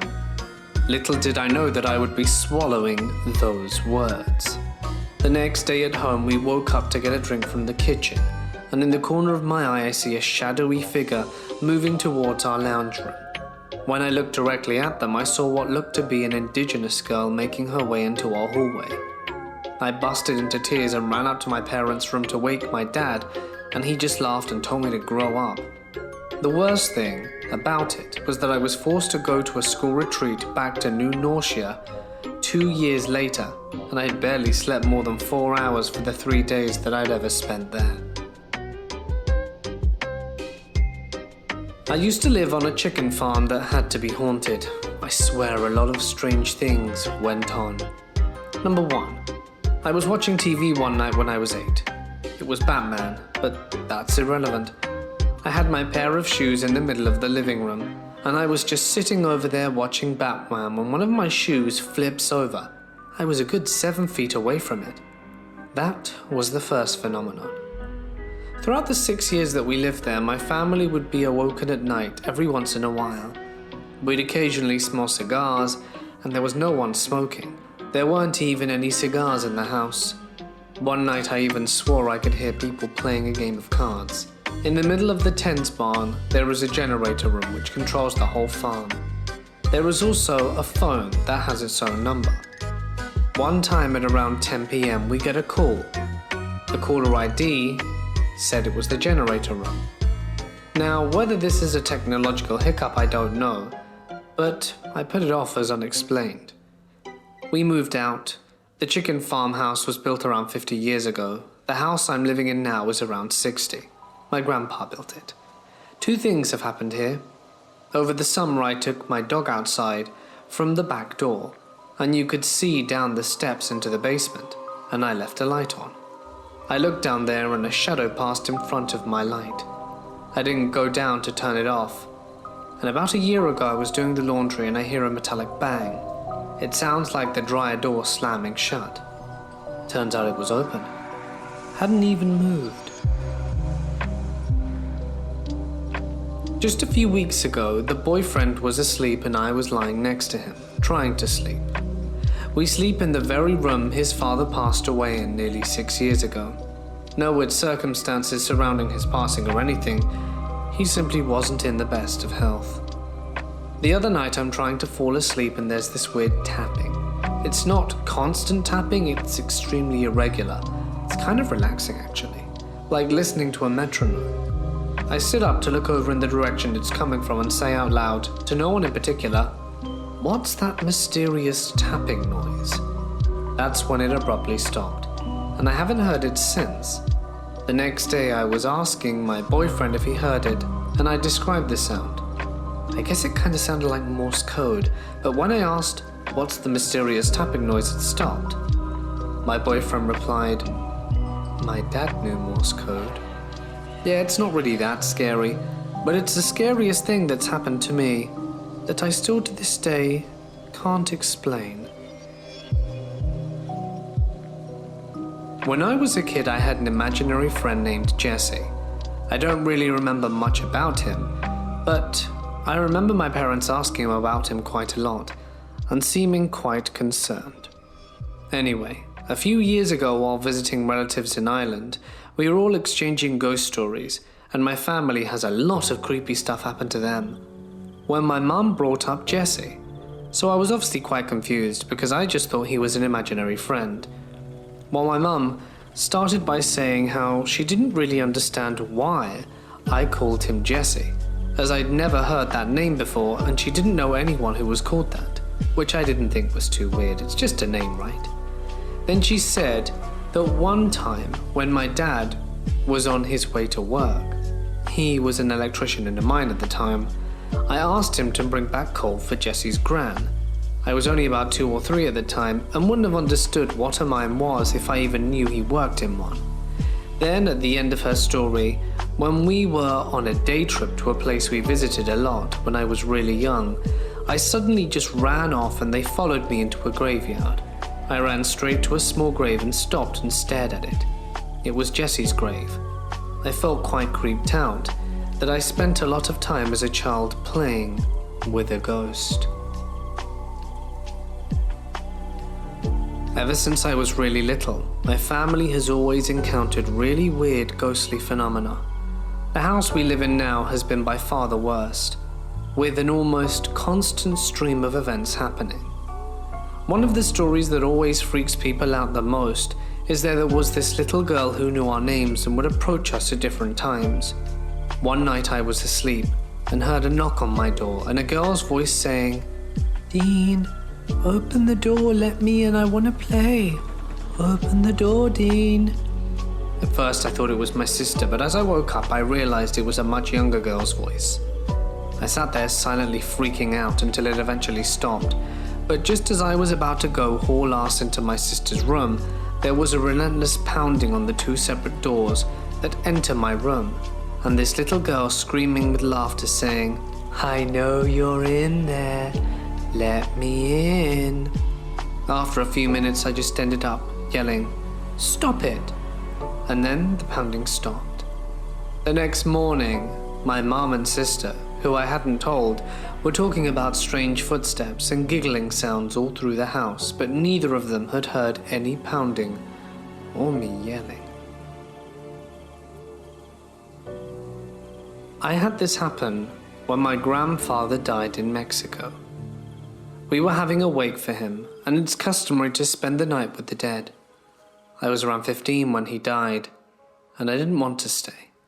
The grief was too much for my sister and I. Also, I had a lot of little cousins who needed to be watched after. My sister and I walked down to my grandfather's home. He had a huge house, and it would get dark, so that you couldn't see your hand in front of your face at night. My sister and I arrive at his house, and everyone else is still at the wake. We're thinking my aunt and uncles will be dropping off our little cousins, as they had said that they would be doing that, but they never showed. They ended up staying at the wake with my little cousin, and my younger cousin, who had also taken my grandfather's death hard, was with my sister and I. We fell asleep in the same bed. At around 3 in the morning, I woke up feeling someone hugging me. It was a sensation I can clearly remember to this day. The warmth was so comforting, and the person felt like they were hugging the small of my back. I thought nothing of it, as my sister and cousin had been sharing the bed with me. When I awoke in the morning, I was the only one in bed. I got up to look for my sister and cousin. They were asleep, still in the bed adjacent to mine. When I asked them why they'd switched beds with me, it was then that the realization sunk in. I had wandered out of the bed in the middle of the night and made myself cozy in a bed that I slept in alone. Neither of my sister or cousin had been hugging onto me. They'd been snuggling next to each other the entire night. When I was somewhere between the ages of 10 to 12, I lived in a somewhat old house, and once in a while would experience things like hearing someone coming up the stairs but no one being around. Little things such as that I would just attribute to my imagination. Then one night, while I was asleep, I randomly woke up in the middle of the night and saw a young girl standing in the middle of my bedroom. It was dark in my room, so I couldn't make out any facial features, but I could see that she had long, light brown hair and was wearing a white nightgown. I thought it was my little sister, so I'm looking at this girl, and before I can really say or do anything, she says, "Help me." At this point, I still think it's my little sister, so I say, "Hold on, I can't see you." I then get out of bed, walk over to the light switch and turn on the light. I turn back round, but the girl is gone. I kind of stood there befuddled for a few minutes before climbing back into bed and going back to sleep. Looking back on it now, I have no idea how I was able to just get back to sleep like I did. I guess I really just didn't think too much of it at the time. To this day, I still debate whether what I experienced was real or just the result of being an imaginative, sleepy kid. But I never experienced anything to that degree before or since again. My mum's ex-boyfriend, who I didn't approve of and made it very clear with him, while alive anyway, haunted us for a while. I guess it's important to know that my mum and I were living with my dad again, as they decided to be on good terms as it was my last year of high school. She broke up with him because he wouldn't stop drinking, and after that, he was drunk driving and wrapped himself around a tree. Instant death. The next day I was getting ready for school. I'm sure I'm the only one home, and I hear the rocking chair in the nursery attached to my mum's room start to creak. I blow it off, thinking something fell off it. But after 20 or so minutes, and even when I was on the other side of the house, I could still clearly hear it. I told my friends about it when I got to school, and one of my buddies came to the house with me after we were done for the day. No one had been home since I left, and when we go into the nursery, the rocking chair has a stack of magazines on it, and none of them fell off. We ended up testing it out to get to the level of the sound I heard, and you had to be furiously rocking it back and forth on that chair just to achieve it. My buddy ended up leaving as soon as he left. I began hearing the doorknob in my mum's room turning non-stop. This continued until my dad got home, and being tired from work, he immediately went to take a nap. Only a few minutes after he went to sleep, it started back up until my mum got home. And I tried to explain to them what happened at dinner, but they didn't believe me, and this would continue for about 2 weeks. During this time, my mum got woken up to her alarm going off on her phone, and when she picked it up, it was unlocked on her ex's contact info. I woke up, and from what I thought was a lucid dream turned out to be real, as I felt hands make their way from my lower back up towards my upper chest and press down until I couldn't breathe. Finally, they let up, and I immediately got up and began to run out my kitchen to get some water to calm down. The most insane thing was definitely invoking my mum and her friend's sister though.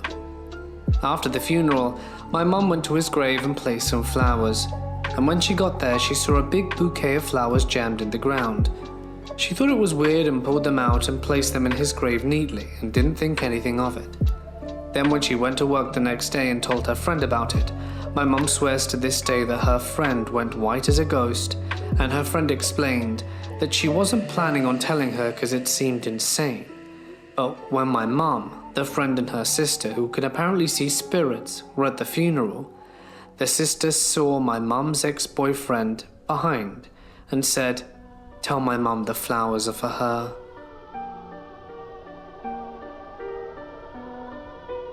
My first husband passed away in 2010, and he visited me a few times after his passing.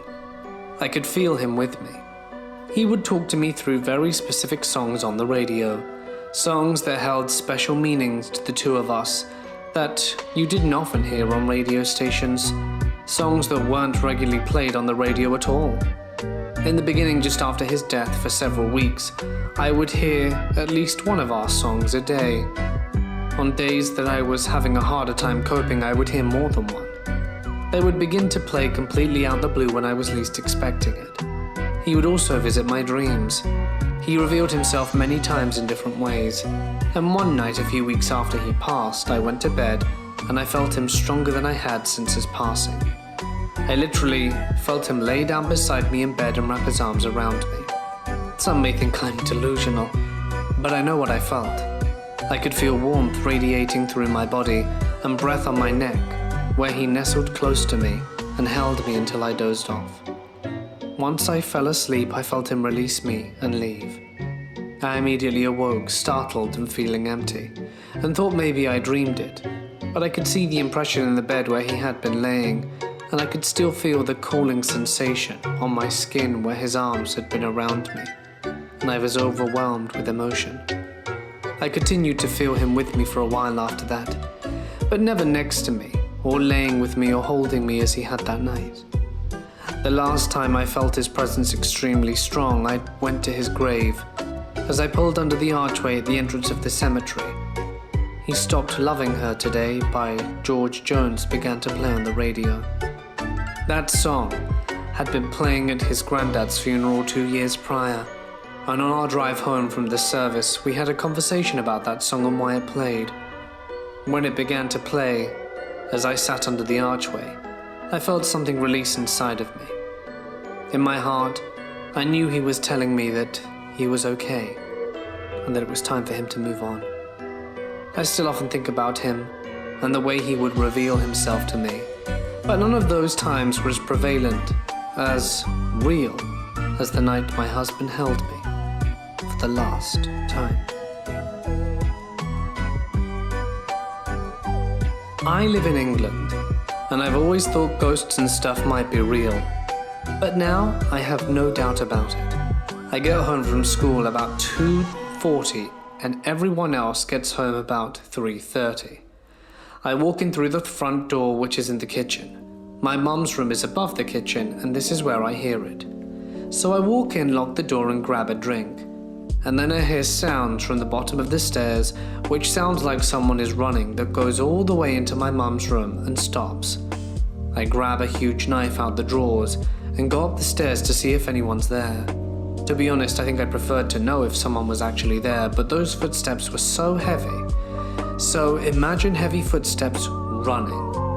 I was absolutely terrified. Stay away, ghosts, and stop running around my house. When I was a kid, around 8 years old, I lived in California for a little while. And the school I went to was full of rude and mean little kids. Never had a friend there. One day my mom was working and she asked the babysitter to pick me up from school, but I guess she forgot and eventually I was alone in school, since my mom always told me never to walk out alone.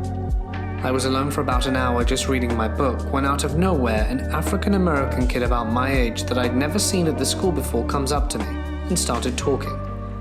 I was super shy and still am, but for some reason really felt at ease and started speaking with him like he was my best friend. We began playing hide and seek, tag, hopscotch, and he gave me candy. I remember putting my wrapper in the bag while he left his on the floor. About 30 minutes later, I heard my mum frantically yelling my name, and I came out happy to tell her about my new friend. I tell her that another kid was forgotten too, and she told me to go get him since we could take him home, and I ran to look for him, but he was nowhere to be found. I looked where we were sitting and eating candy, and his wrapper that he had left was gone. It was like he was never there. I go back and tell my mum and she looked at me not knowing what to do, but eventually we get home. When we do arrive, I open my bag to take my homework out, and I realized the candy wrapper that I had put in there was gone. I know I didn't imagine any of it, because he had braided my hair and I still had the braid. I still don't know who or what I met that day, but I would like to meet them again. Do you think it was my guardian angel? About a year ago, I was laying in bed after having just finished reading World War Z. Excellent zombie novel. It was in the middle of winter and slightly after midnight. I couldn't sleep as my mind was still crawling with zombies, so I lay awake staring at the ceiling with the dog snoring away next to me. Suddenly I heard 3 loud thumps from the glass of the window across the room. Very hard and very steady, like someone pounding on the glass with the flat of their hand. The sound scares the hell out of me and awoke the dog, who started barking. I sat there trying to reassure him and myself that it was okay, and there was some sensible reason for it. After a few minutes we both calmed down. He went back to sleep and I followed about half an hour later. I was woken up in the middle of the night by the same sound. The sound came from the same window, with the same steady interval between thumps, and just as loud as before, the dog woke and started barking again. Both of us were freaking out, and I couldn't bring myself to turn on the light and go look out the window. The only thing I could think to do was to run out into the living room, curl up on the couch with the dog, and put a blanket over both our heads. The next morning I woke up on the couch feeling exhausted, having slept only intermittently. The dog was sitting at the door to my room, looking alert and looking back at me, whining. I went back into my room and looked out the window. There was nothing unusual looking, no marks on the glass or anything. My apartment is on the top story of a 6th-floor building. The fire escape was on the window nearest to the bed, not the one near the window where the sound came from. Whatever had hit the window had been a 6-story drop beneath it. At a loss for any other explanation, I figure it must have been a bird running into the window. I had no explanation for the fact that it seemed to do so 3 times in a row, at a very steady pace, steady intervals on 2 separate occasions, and with a sound much louder than can be made by a lightweight creature bouncing off glass. The fact that it happened late at night, at a time when birds aren't typically flying around. I also carefully ignored in my hope for some sane explanation. Somewhat satisfied with my realization, I went to work and felt much better for the rest of the day. That is until one last fact filtered into my mind. It dwelt there for the rest of the workday, nagging at me, and when I rushed home to confirm my suspicions, reaching the window again just as the sun was setting, I saw my troublesome suspicion was accurate. There was a screen on the outside of the window. The noise had very clearly been the sound of the glass being struck. Whatever had hit the window had to have done it from the inside of the room.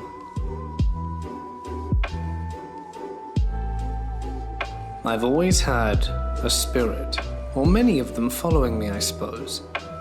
I once had a very scary spirit here with me that kept scaring me until I told it to go away about a month or 2 ago. and during those few weeks I felt calm and could go to the toilet in the middle of the night and even just sleep without having a feeling of being scared.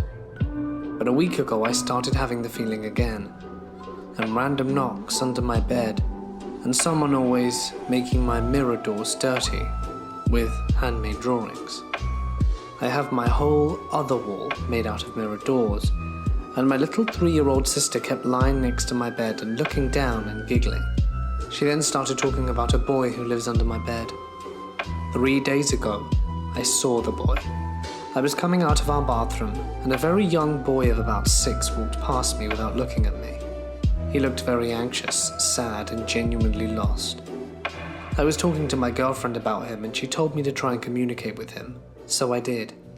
I told him 1 noise means yes and 2 means no, and started asking questions. Answers I got summed up here. He's 6 years old, lives under my bed, and is afraid of the other spirits in my house, and that's why he hides under the bed. He also told me that there has been a spirit that has left when I asked her to. So I have seen the ghost boy under my bed, and I'm pretty scared, although he told me that he is kind but afraid. I think he is even more scared than I am. I sometimes talk to him about stuff, and once left my sister's ball for him to play with. Maybe he'll one day be able to move on to some place where he doesn't need to be afraid. On April 7th of 2019, when I was 15, my father had an asthma attack and was in the ICU in a coma for 9 days. He passed away on April 16th. My father was my best friend, and he was not just a father, he was my dad. We went everywhere together, malls, shopping, arcades, Walmart at 3 a.m, laser tag, just driving around and listening to rock, and he did whatever he could to help me, since he knew I suffered with severe depression and other mental illnesses, so he did whatever he could to distract me. In January 2020, I started dating a guy that truly cares for me, and we got close quick. One day in March, me and my boyfriend spent the whole day together. During this day, we're bored, and his mum offered to take us to the mall. So I got in my boyfriend's mum's car, the passenger side, but sit so that I could reach up my hand and hold my boyfriend's hand, because I get really weird in car rides, because I'm not really used to it, and put my headphones in because she usually listens to Spanish music in the car and doesn't really talk while driving unless my mum is with her. We start to drive and everything felt normal until we get onto the highway towards what was me and my dad's favourite mall. We'd go there at least twice a week. I looked ahead and all I could see is my boyfriend's long dark hair in the road ahead. My playlist was on shuffle, and through my earbuds my dad's favourite song started to play, Sweet Child of Mine by Guns N' Roses. I looked out the passenger side window and just looked at the highway, and I knew so well. Listening to the song, I thought I heard my dad's voice so naturally. I looked at the driver's side of the back seat and saw my dad playing air guitar. I rubbed my eyes, figuring it was my sleepy brain since I hadn't slept much the night before. We got to the mall, and my boyfriend and I were walking around, going through the mall, holding his hand really tight, and I looked towards the store that me and my dad would always spend the most time in, Hot Topic. And I thought I saw my dad again. This time he was just standing there smiling. That smile that he gave whenever he could. I was just really happy when he mouthed the words, "See you later, buddy," which was also the last thing he said before the asthma attack. I'm a big believer in the paranormal and grew up in a believing society. In fact, if you are gifted, the community encourages you to pursue your paranormal strength further. Needless to say, I've seen some weird stuff in my lifetime, but the scariest has got to be that I saw a white sheet wrapped around a body, which is a typical way of burying the dead in Islam, sitting on my balcony. As I went up to grab a hand towel, you can see his face, and it's just staring ahead. I still remember all the details and everything. I stared at him for a few moments and everything suddenly turned into slow motion and it was really quiet. I then slowly turned around and ran downstairs and cried. I later learned that it is believed that you are able to see this body, and that means they are being pushed in hell. Apparently, if you stay and watch for a while, they will eventually stand up really quick, fall back, and disappear. As far as the story goes, anyway. About 9 years ago, when the paranormal activity in our home was at a peak, my brother enjoyed something he called ghost hunting. He would hang out in the unfinished section of the basement with both connecting doors closed and the lights off. He would bring random items and speak to whatever was back there in an attempt to experience something. I was too nervous to join him, but one time I did. What happened that day resulted in neither of us stepping foot in there again, and put an abrupt end to his game. It was in the middle of the day, and the sunlight was still coming through the two tiny windows. We had positioned ourselves in the center of the room, and he began asking questions. I was standing in front of my brother looking around nervously. For some reason, I got incredibly silent and began to feel very uncomfortable. So I turned around but realized he was not behind me anymore. Confused, I called out his name several times and started searching, but he was nowhere to be seen. I hadn't heard him leave, nor had I heard the door open nor close. The light in the basement had changed, and it was strange. Every dust particle was frozen in the air, as if time itself had paused. Seriously freaked out, I squatted down on the concrete floor and just rocked back and forth. I felt like I had been crouched for hours, when suddenly I felt someone touch my shoulder, and when I spun around it was my brother. He looked very confused and asked what I was doing.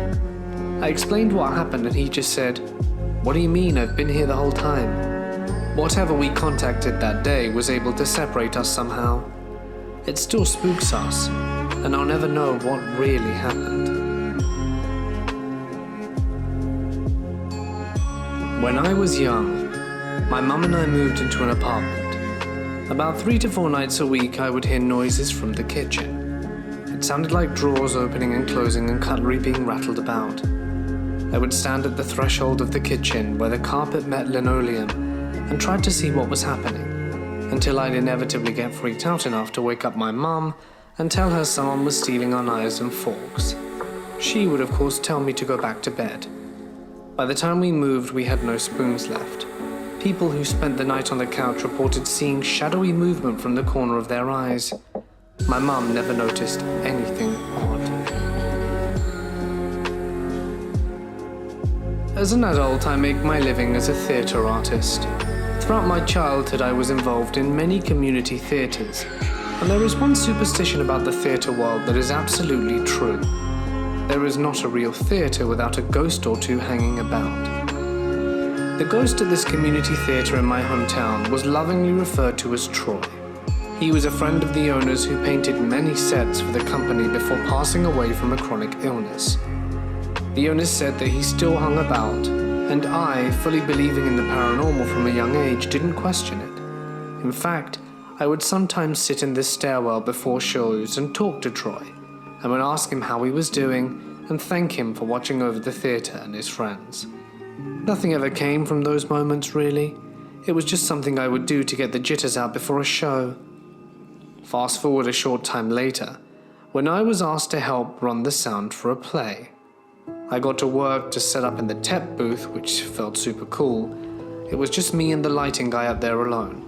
So, there's a night where I mess up a sound cue, and I'm scrambling around with the buttons trying to fix my mistake. I suffer a lot of anxiety, and tiny mistakes tend to sit with me for hours or even days. As I'm freaking out and feel the panic start to rise in my chest, I feel a hand on my left shoulder. It's firm and comforting and brings me back to earth. I turn around to see the sound guy on my right, thinking it's him, but both hands are firmly on his computer. Once I see it's not him, the pressure on my shoulder releases and a cool breeze floats by. After a beat, I whispered into the darkness next to me, "Thank you, Troy." It was the first and only time I've ever felt physical contact from the paranormal, and it was so nice. It honestly calmed me down and made me feel better. I felt like I built a relationship with this ghost, and by doing that he was able to help me in my time of need.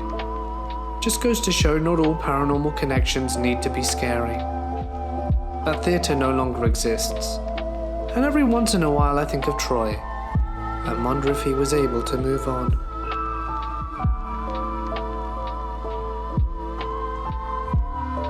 Ever since I was young, I've had encounters with the dead. I'm now in my mid-20s. At first, it wasn't that scary, but as I got older, it became more normal. I haven't ever had anything malignant try to hurt me, from the other side, fortunately. But I've had dozens of encounters with the paranormal, from seeing them, hearing them, and even feeling them. But I experienced something yesterday I'd never felt before. It started with hearing a male voice downstairs in my living room, which for me isn't weird. I hear them often. I was the only one home at the time, and it was the voice of a young man, having a two-sided conversation, but I only heard him. He said things like, "Do they know? What should I do? I'm scared." Upon investigating, there was nothing there. About a half hour later, things became even more strange.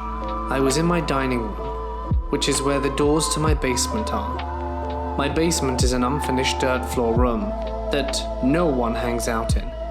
It was quiet in the house except for my son playing with his cars in their living room, until I heard drum beats, faint at first and then growing louder with the sound of Native American chanting.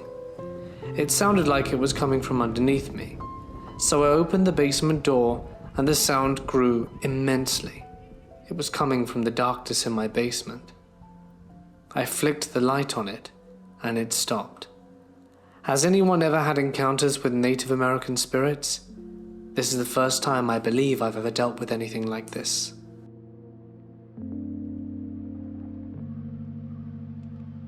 When I was in 5th grade, we moved to the house we currently live in. The house I lived in up until that point was not haunted that I can recall, but I did experience ghostly activity in the houses of my friends.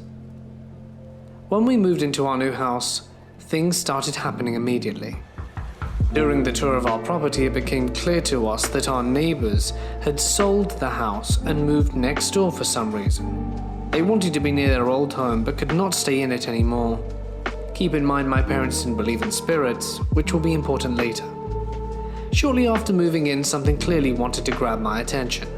I was drawing in my room alone one afternoon and needed water, so I pushed the box of colored pencils to the back of the dresser so that they wouldn't fall, and left the room. As soon as I walked back in, I watched in shock as the box of colored pencils slid across the top of the dresser and slowed down as it reached the edge. Suddenly the box flew off and landed on the floor, sending colored pencils flying everywhere. I screamed because I was afraid and confused. My dad came running, but he didn't believe me when I explained what I had seen through blurs of tears.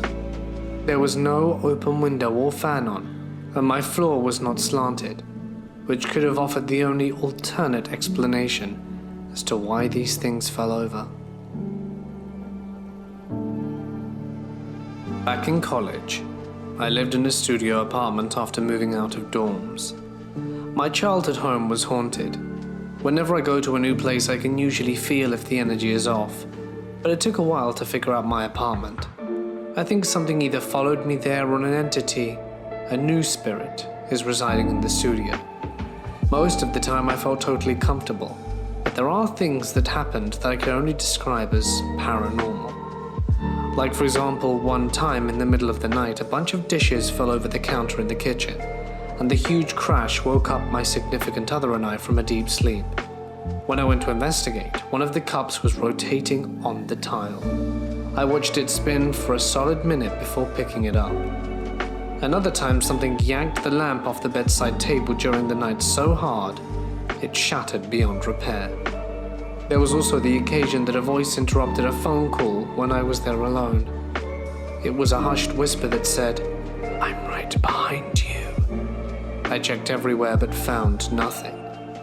The bathroom scared us at night. Something about it made us, well, mostly me, uncomfortable, to the point where I refused to go in alone or without a light on. There wasn't a door, so I had to stare at a pitch-black rectangle, not knowing what I might see. Once I was showering at night and I heard small footsteps like a child running barefoot across the tile towards the tub. The candle I had lit flickered like there was a gust of wind, so I said, "Hello?" Immediately afterwards, the footsteps ran out the bathroom. I was there by myself, and the door was locked. I tried looking up the history of the building, but found nothing. About a year ago, me and some friends went to a cave by one of their houses. We were in there for a solid 20 minutes before we hit the back of the cave and nothing was happening. I started to look about the cave with my flashlight and saw a small crawl space and pointed out to it. We went in and saw nothing, but the entire area was smooth, dirt-like, as if it were man-made. When we left the crawl space, we decided to use a voice recorder to try and speak to ghosts. When we asked, we heard nothing, until we listened to the recording and heard the voice of an old smoker, and it basically said, "Go now, leave," completely disregarding our question. We took its advice and started to leave, and we had a rock thrown at us, and I turned around to see a dark shadow about 8 feet tall with dim red eyes. So I just wanted to write this, so that everyone knows he's here. I don't believe in ghosts or the paranormal, but I otherwise don't know how else to explain what happened, and I'm sure there are plenty of skeptics, or otherwise maybe I just can't make sense of it. I was lying in bed, my girlfriend in the bathroom, and I thought I saw her awkwardly walk by the door to the bedroom, so I look up to see what's going on. I was surprised to see that it was not in fact my girlfriend, but an otherwise unknown man with shoulder-length hair. Now, just to clarify, it's 30 minutes to midnight, which isn't very late, but late enough that I can't think of any reason there would be an unknown visitor, let alone someone who I can't recognize. So here I am looking up at this strange man, who I can remember his facial features, but none of his other features, be it its height, clothes, or anything else, although I can certainly remember him having a body. As I was looking at him, he slowly turned his head to look at me in the eye and walked away without breaking eye contact. It's worth mentioning that I've dealt with a home intruder in the past and know that my flight reflex kicked into full force, but in this instance I was strangely calm, because I had just seen someone walk through my whole house and of course had to check to make sure everything was okay and safe. So I walked around where he went, which only led to a closet that has boxes in the way so is inaccessible, or a spare room upstairs with no other exits. And if I did happen to see the direction he walked, the only other possible option was that it walked into a locked bathroom that my girlfriend was in. After walking into the room to check what was going on, there was nothing out of the ordinary, except for the fact the room was noticeably colder and every other room in the general vicinity. I checked other possible hiding places, but nothing. Other than that, after a minute or so, I heard my girlfriend finish up and walk in to find me, confused, looking through an otherwise empty room. It might be worth mentioning I shortly after messaged a friend about what happened, and all my messages were sending delayed or out of order. But I feel as that was just network error. Does anyone have any explanation for what I witnessed? Because if not, I'm fairly convinced it's a ghost. I'm a 17-year-old female, and this happened to me when I was around 10.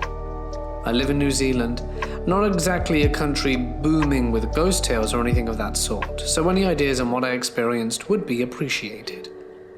It was 7:30 a.m., Saturday morning, when I woke up with an uneasy feeling, like I was being watched. I stumbled out of bed as per normal, about to make my way to the kitchen when I noticed my left leg was tingling, like pins and needles. Figuring I slept funny on it, I tried to walk it off. For context, my house is 2 stories high, my bedroom being on the 2nd floor, with the kitchen and dining room being the first thing you see when you get to the bottom of the stairs. As I started hobbling towards the staircase, with a half-asleep foot, I felt something lightly grab my ankle and slowly lift my leg up a little. Before pulling it towards my bedroom, I had a complete lack of control over my whole leg due to its numbness. At one point, my leg was pulled so far from my body that I had to hop towards my room on my stable foot to keep it balanced. I kept looking behind me through the whole encounter, if you can call it that, and I didn't see anything. My heart beat faster and faster in my ears as an invisible force seemingly pulled me back. I never screamed once. I think I was too shocked to squeak out a word. This whole thing lasted maybe 10 seconds before whatever it was let go, and the house floorboards settled. All the feeling in my leg returned immediately. I just stood outside my bedroom door for another minute, my brain not really comprehending what happened. I never told my family what I experienced out of fear of being laughed at, and I have had a few other unexplainable things happen, but this is by far the creepiest. This story goes back about 10 years ago. I was 15 at the time, and my mother had a best friend called Frankie. Frankie had only one child, a son, who quickly became a brother figure to me, Jack. I'd met him when I was about 10, and he had been 14. He wasn't that much older than me, and one weekend I slept over their brand new townhouse with my mum. If you're not familiar with the concept, a townhouse-style apartment is where people live on either side of you, but not above you. This will become important later. I slept over with him and his ex-girlfriend Anna. We'd been exchanging ghost stories at their kitchen table, which was on the second floor. They had a small basement room and bathroom below that was attached to the garage, and then upstairs were 2 bedrooms and another bathroom. I was in the middle of telling a story when we heard walking upstairs. We were the only ones home, so the noise had stopped us all dead in our tracks. They were clear and consistent. I was shocked and frozen. That's when they started telling me about the Shadow Man. Anna went into describing how one night she saw the Shadow Man on the stairs. She'd seen him come down when she'd woken up from falling asleep on the couch. She could almost feel him brush past her. Her and Jack had nightmares that a man would come into their room, which was narrow and long, and attack them, and try to draw them out with children's toys. They found baby shoes and broken toys scattered strangely around their crawl space when they'd moved in.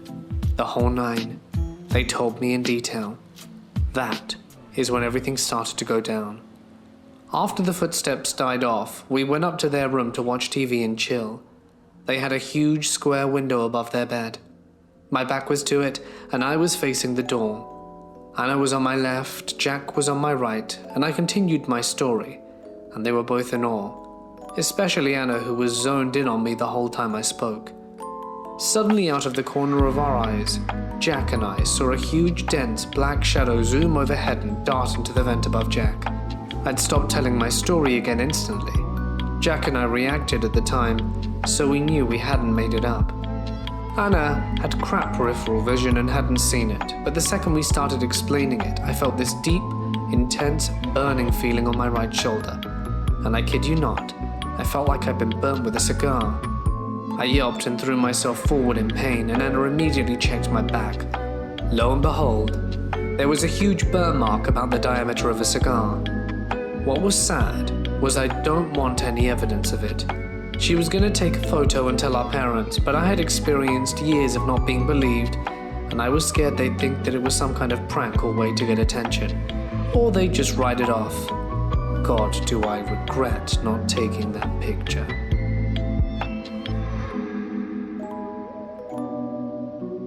I'm 21 and have experienced paranormal encounters at my parents' house ever since I was in middle school. The scariest of all is when I saw something after waking up from a nightmare. I know it wasn't sleep paralysis because I was able to sit up in bed and was still able to stare at me, red eyes and all. It was sitting on the wall above my TV. I moved out of my house last year with some friends. A few days ago, we started renting a new house. Along the process, I spent the night at my parents' house for the first time in a while. I slept on the couch with my dog just a few feet away from me. I woke up to myself sleep-talking, and I was just saying, Jesus Christ, over and over again. I was having a nightmare about a demon, and ever since I was a kid, any time I feel scared, I would just say Jesus Christ to get any possible dark entities away from me. My dog realized I was having a nightmare and woke me up, and I kept saying Jesus Christ until I was fully awake. Then I turned and saw a large figure walking into the downstairs hallway. This was at 4 in the morning. and I just figured that my parents or little sister came down to use the bathroom. The next day I asked my family members if they had come all the way downstairs at 4 in the morning, and everyone said no. My dad said that he did hear me saying Jesus Christ over and over again a few times, and knew that I was sleep-talking. My main point in question is what walked past me after I woke up from my nightmare. Could it have been something protecting me, or the dark entity haunting me? Something really weird happened to me last night. Before I start, I would just like to clarify that it is most likely not a ghost, but there seems to be some strange coincidences associated with this encounter. Last night I threw on a movie called Cabin 28. I believe it's the name, apparently based off an actual unsolved murder that occurred in a cabin, where these people are ambushed by a group of people wearing masks. Anyway, when I turned the movie on, I was thinking about whether or not watching horror movies like this can lead to manifesting negative things. I get scared easily when watching horror movies alone, and I had wondered to myself if watching scary movies was a good idea, in case that fear can manifest itself in reality. So I continued watching the movie. While the movie was playing, I had become distracted by my phone and decided to throw on some music to clear my mind. So I threw my AirPods in and walked into my kitchen area and saw someone walk past my house on the sidewalk out the front door. Mind you, almost every light source in my house are off except for the TV in the living room. When I saw the person walk by, I had taken a mental note of how you don't really see many people walking around this late at night, but I quickly dismissed the thought and turned around while listening to music to look back towards the back end of the house. After a few moments, I saw someone pop up beside my kitchen side door. Immediately, I became extremely frightened and walked up to the door to stare this person down. I can vividly remember the muscles on my face tensing up, feeling a rush of adrenaline and emotions due to the surprise and thought of someone trying to break into my home. I raised my finger and pointed at them, but couldn't gather the courage to say anything. They had raised their hand to knock, but didn't get a chance before they realized I was standing in the doorway. Our motion sensor lights had turned on, and I saw someone who was probably in their mid-20s around my age, and they were wearing a hat, jacket, and a black mask. They removed the mask to tell me, I think this is the wrong house, and proceeded to turn around and walk away around my neighbor's house only to vanish. When I tried to look for them out the front windows, I couldn't find them at all when looking down the street. The creepy thing about this whole scenario is that when I looked at the clock, the time was 3:33 a.m., which, to my understanding, is halfway through the witching hour, as well as the series of numbers and particular time holds some spiritual significance. This whole thing creeped me out because 1, it's possible that it's a person and they could have been telling the truth. 2, they were either casing my home and considering breaking in to rob it, or 3, due to the coincidence of the time and the bizarreness of the whole situation, perhaps there was something paranormal taking place. It's a pretty well agreed upon fact in my household that we are living in the presence of spirits. There have been a few encounters that my mum and sister have told me about, and I've had a few myself, but the one that stands out to me the most was when I asked my sister what kind of demon she was keeping in her room, because there was a creaking coming from there, and the door would sometimes close and open slightly. Though, at the time, I put this down to wind, despite the fact no windows were open. My sister replies, "Oh, that's only Jeremy." So what do? I call out to joke with myself to try and ease my anxiety. "Is that you, Jeremy?" And then it stops. The creaking, the door, they both stop as soon as I say that. It scared me real good. I was staying with a friend of mine when this happened. It was around 1:30 a.m. She was already asleep, but I was wide awake. I was just playing games on my phone or something when the closed door starts to creak open. This door was click-closed completely, so it couldn't have been the wind. I thought it was my friend's mum coming to check on us for the night. I call out her name but got no reply. Then I saw it. This dark shadow figure crawls into the room on all fours, low to the ground, almost like it was slithering. Then it stands. It was a tall man, completely black in the darkness of the room. It had no face, but I could feel when we made eye contact. We stared at each other for a moment, then it vanished, completely gone. I freaked the hell out for a minute. I mean, I've had spirit encounters before this, and it's not the first ghost I've seen, but it was definitely the most upfront experience I've ever had. The feelings I got when this happened were not good.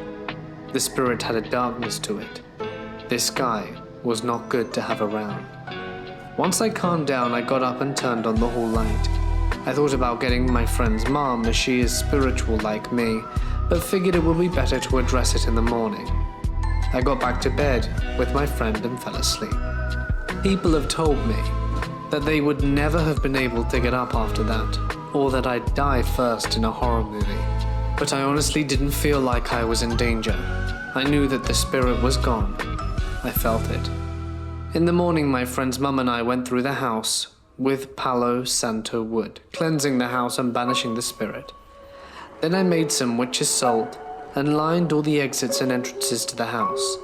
I think my experience really freaked her out, because now she does a daily cleanse of the house, once in the morning and once at night. My friend, her mum and I have all been to see a psychic since and discovered some things about what happened. Apparently the spirit was attached to my friend and was feeding off her negative energy, as she's had a hard time lately, and the spirit was surprised that I could see it. The medium said that we did the right thing without banishment, and that if it ever comes back, to call her. So that's definitely the scariest ghost story I've ever had. Me and my wife separated around 5 months ago. I rented a home back in the town where I grew up. After moving in, immediately strange things started happening.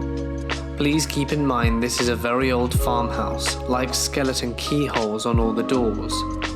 First, it was just the random noises, taps and creaks. Then my bedroom door opens randomly.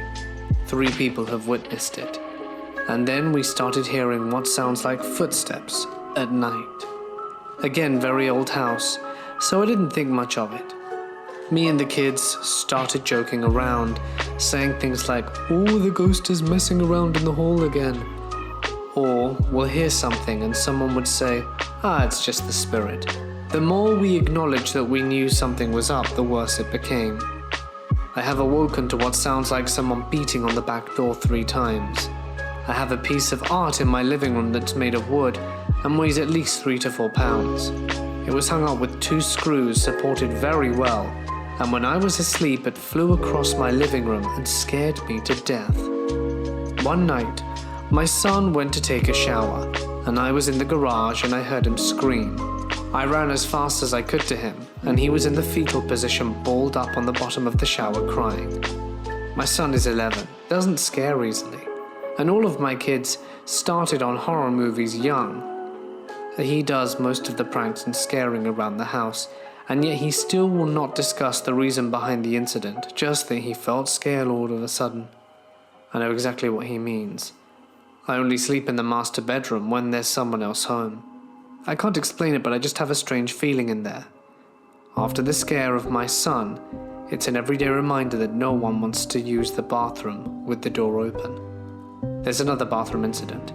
I was taking a shower after work. The kids were with their mums for the week, and I was about to get out the shower and a huge crash against the wall scared the hell out of me. I get out very suspiciously, creep out the bathroom, and a bulk container of soap, you know, the big refill ones, had hit the outside of the shower wall hard enough to smash the plastic top into itself by at least 3 inches. The bottle was on a pantry shelf 10 feet away, and it would have taken a full-grown person to throw it hard enough for it to crush. I've purchased 5 cameras to go around my home to try and capture something, but the cameras activate too late. All I've managed to capture is me getting up and running around the house in my underwear trying to find out what's making the noise. The kids stayed with my ex-grandmother-in-law 1 weekend ago, and apparently they mentioned what was going on. Her and I don't see eye to eye and speak even less. When she brought the kids home, she came in without saying much. She hung up a cross, blew some sage and left. Things have calmed down except for the random noises here and there.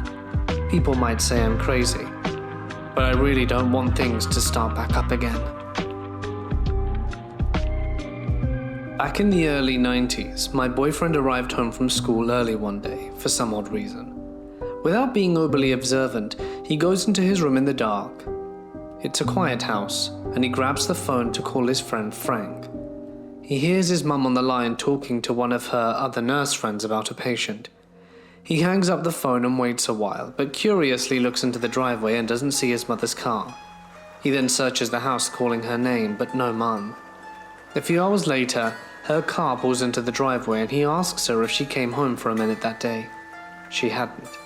He then recounts the phone conversation, and she claimed that she had had the exact conversation earlier from work 2 towns away with another nurse who was also at work. Their home phone was in no way associated with the phones at the hospital. One winter break when I was home from college visiting family, something strange happened. For some perspective, after I moved out, my parents relocated my room into the guest bedroom in the basement. After all the experiences in our house, my brother and I came to the conclusion that the basement was the source of it all. I know it's cliché to say that it's spooky, creepy, and uncomfortable down there. However, there is no way to fully explain how unsettling it can be. My bedroom is in the finished area, so I feel a little more comfortable since there are walls and doors separating me from the unfinished part. One night I was sitting in bed on my phone as usual. It was late, around midnight if I remember rightly. I was just relaxing when all of a sudden my bedroom door creaked open about a foot. We have cats, so I thought one had pushed it open, but when I looked I saw nothing. Then a woman's voice said softly, "Time for bed," and closed my door as someone pulled it shut. I thought it was odd as I was old enough that my parents hadn't checked on me at bedtime in years. In the morning, I asked my mum if she had come down to tell me to go to bed, and she had no clue what I was talking about.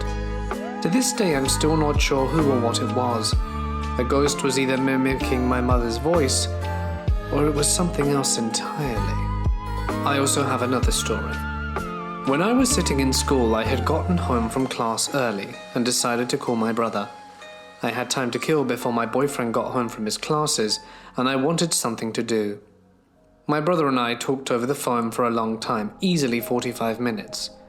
It was mostly the usual things mixed with random stories and sibling inside jokes. We were laughing and having fun when suddenly I heard another voice in the background. It sounded like a loud whisper. It said, "I'm right behind you." It was very fast, but I knew I heard it.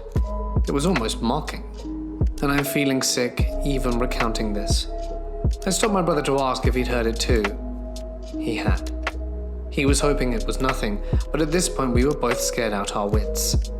I checked my entire apartment, even the shower, but there was no one there. I asked my brother to check, as he was back home. He said he was sitting in the basement by himself. It freaked both of us out, and for the next week, I felt like someone was watching me. I hate even remembering this, because I don't know what it was or how it was able to join the call. It's incredibly freaky to think it may have been a demon, and I'm really hoping it was just a playful poltergeist that wanted to scare someone. If it was, it did a good job. I used to live with my in-laws, and things were always weird around there to begin with. One thing that really stood out was the day my son was having a tantrum. He was maybe 1 and refusing to eat his lunch. My then fiancé, now husband, and I were very stressed and tired, considering we worked on 3rd shift at the time. And after our son finally calmed down, the 3 of us were relaxing in the living room. And clear as day, we all heard a male voice say, "Harder than you thought it would be, isn't it?" There was no one else in the room, and my fiancé and I looked at each other in confusion while our son looked around the room as if searching for the source of the voice. He would often be found in his room talking or giggling to himself, or staring at certain spots on the walls too. For a while, he kept talking about someone called Timmy. Another time, we were out for most of the night at some friends playing D&D, because we're nerds, and we came home and relaxed in our room for about an hour before we had to get our son up, as he stayed with his grandparents. My husband was on his phone, and I was just relaxing and suddenly I heard someone whisper my name loudly in my ear. I even at first felt my hair move, making me jump. I have heard my name being called a few times, as well as while living there. After my mother-in-law passed away in the house, the activity seemed to increase. I remember one time I was doing dishes and felt someone behind me, looking over my shoulder. Of course, when I looked, no one was there. This happened many times. On another occasion, my father-in-law and his new girlfriend went outside, and they always close the door so the dogs can't be in their room unsupervised. No sooner had they left the house, the door slowly swung open once more. All the dogs were present and accounted for in the living room, and pressure from the front door had never affected their bedroom door before or since. One of the strangest things that happened to me in the house was this final story. My husband and I always sleep with the door closed. But one night I awoke to find the door cracked and what appeared to be a face peeking in. At first I thought it was my father-in-law, but then I realized he wouldn't just open the door. He always knocked first and would leave if there was no answer. I thought at first it could be my son, but the face was too high up to be a child. He was probably around 3 at the time. The scariest thing was that I felt completely naked and exposed at that moment, like this thing could see right through me, even though I was covered by a blanket. I lay completely still and just stared at it until I fell back asleep, afraid that if I even made the slightest movement it would know I was awake. And then what? When I woke up again in the morning, the door was closed and everything was back to normal. There were more experiences, but those are the ones that stand out to me the most. We have since moved, and all seems well in our new home.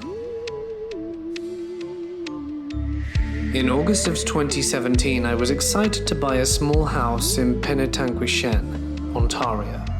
I had a good friend of mine move in to help with some bills throughout the rest of 2017. We only had a few cupboards in the kitchen open that we played off as something else, not really believing in the paranormal. 2018 rolls around. Throughout the beginning of the year is when things really became active. The slamming of kitchen cupboards, closing a door we never use, turning on the stove and leaving claw marks on my thigh at one point. I was able to watch what I thought was my roommate walk from the kitchen to his bedroom, but he was still in the basement on his computer. In June of 2018, my roommate decides to move in with his girlfriend, so I thought it was time for mine to move in with me. She was obviously skeptical at first. In November, we found out we were having a baby. Over 9 months of pregnancy, there's next to no activity, just cupboards left open again. In August of 2019, our baby is born, and the second we walk through the front door, we hear the baby's room door slam shut with incredible force. All through the first year of life, there was all kind of activity. We could hear voices through the sound machine, which shouldn't be possible. Constant slamming of things. Every picture we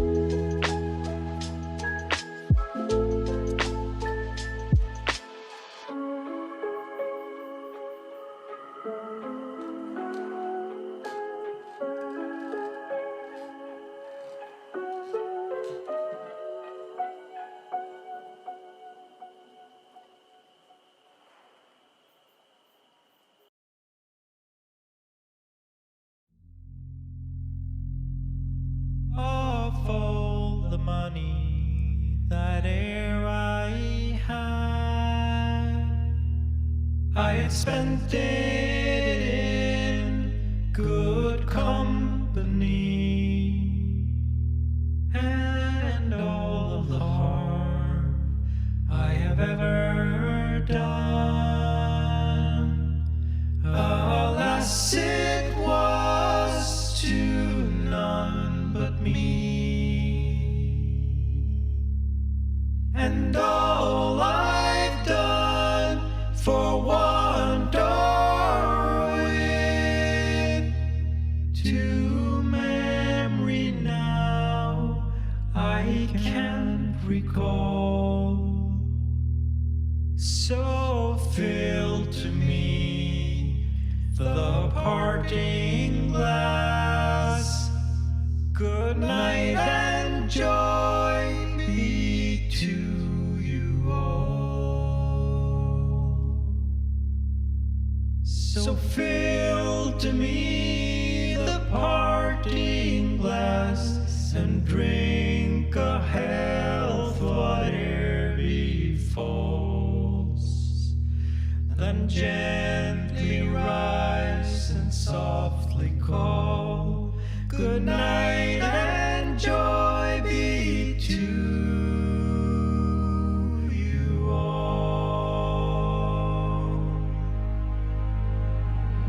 For all the comrades that e'er I had, they're sorry for my going away, and all the sweethearts that e'er I had, they wish me one more day to stay. But since it fell into my lot that I should rise and you should not, I'll gently rise and softly call, good night and joy be to you all. So fill to me the parting glass and drink a health whate'er befalls.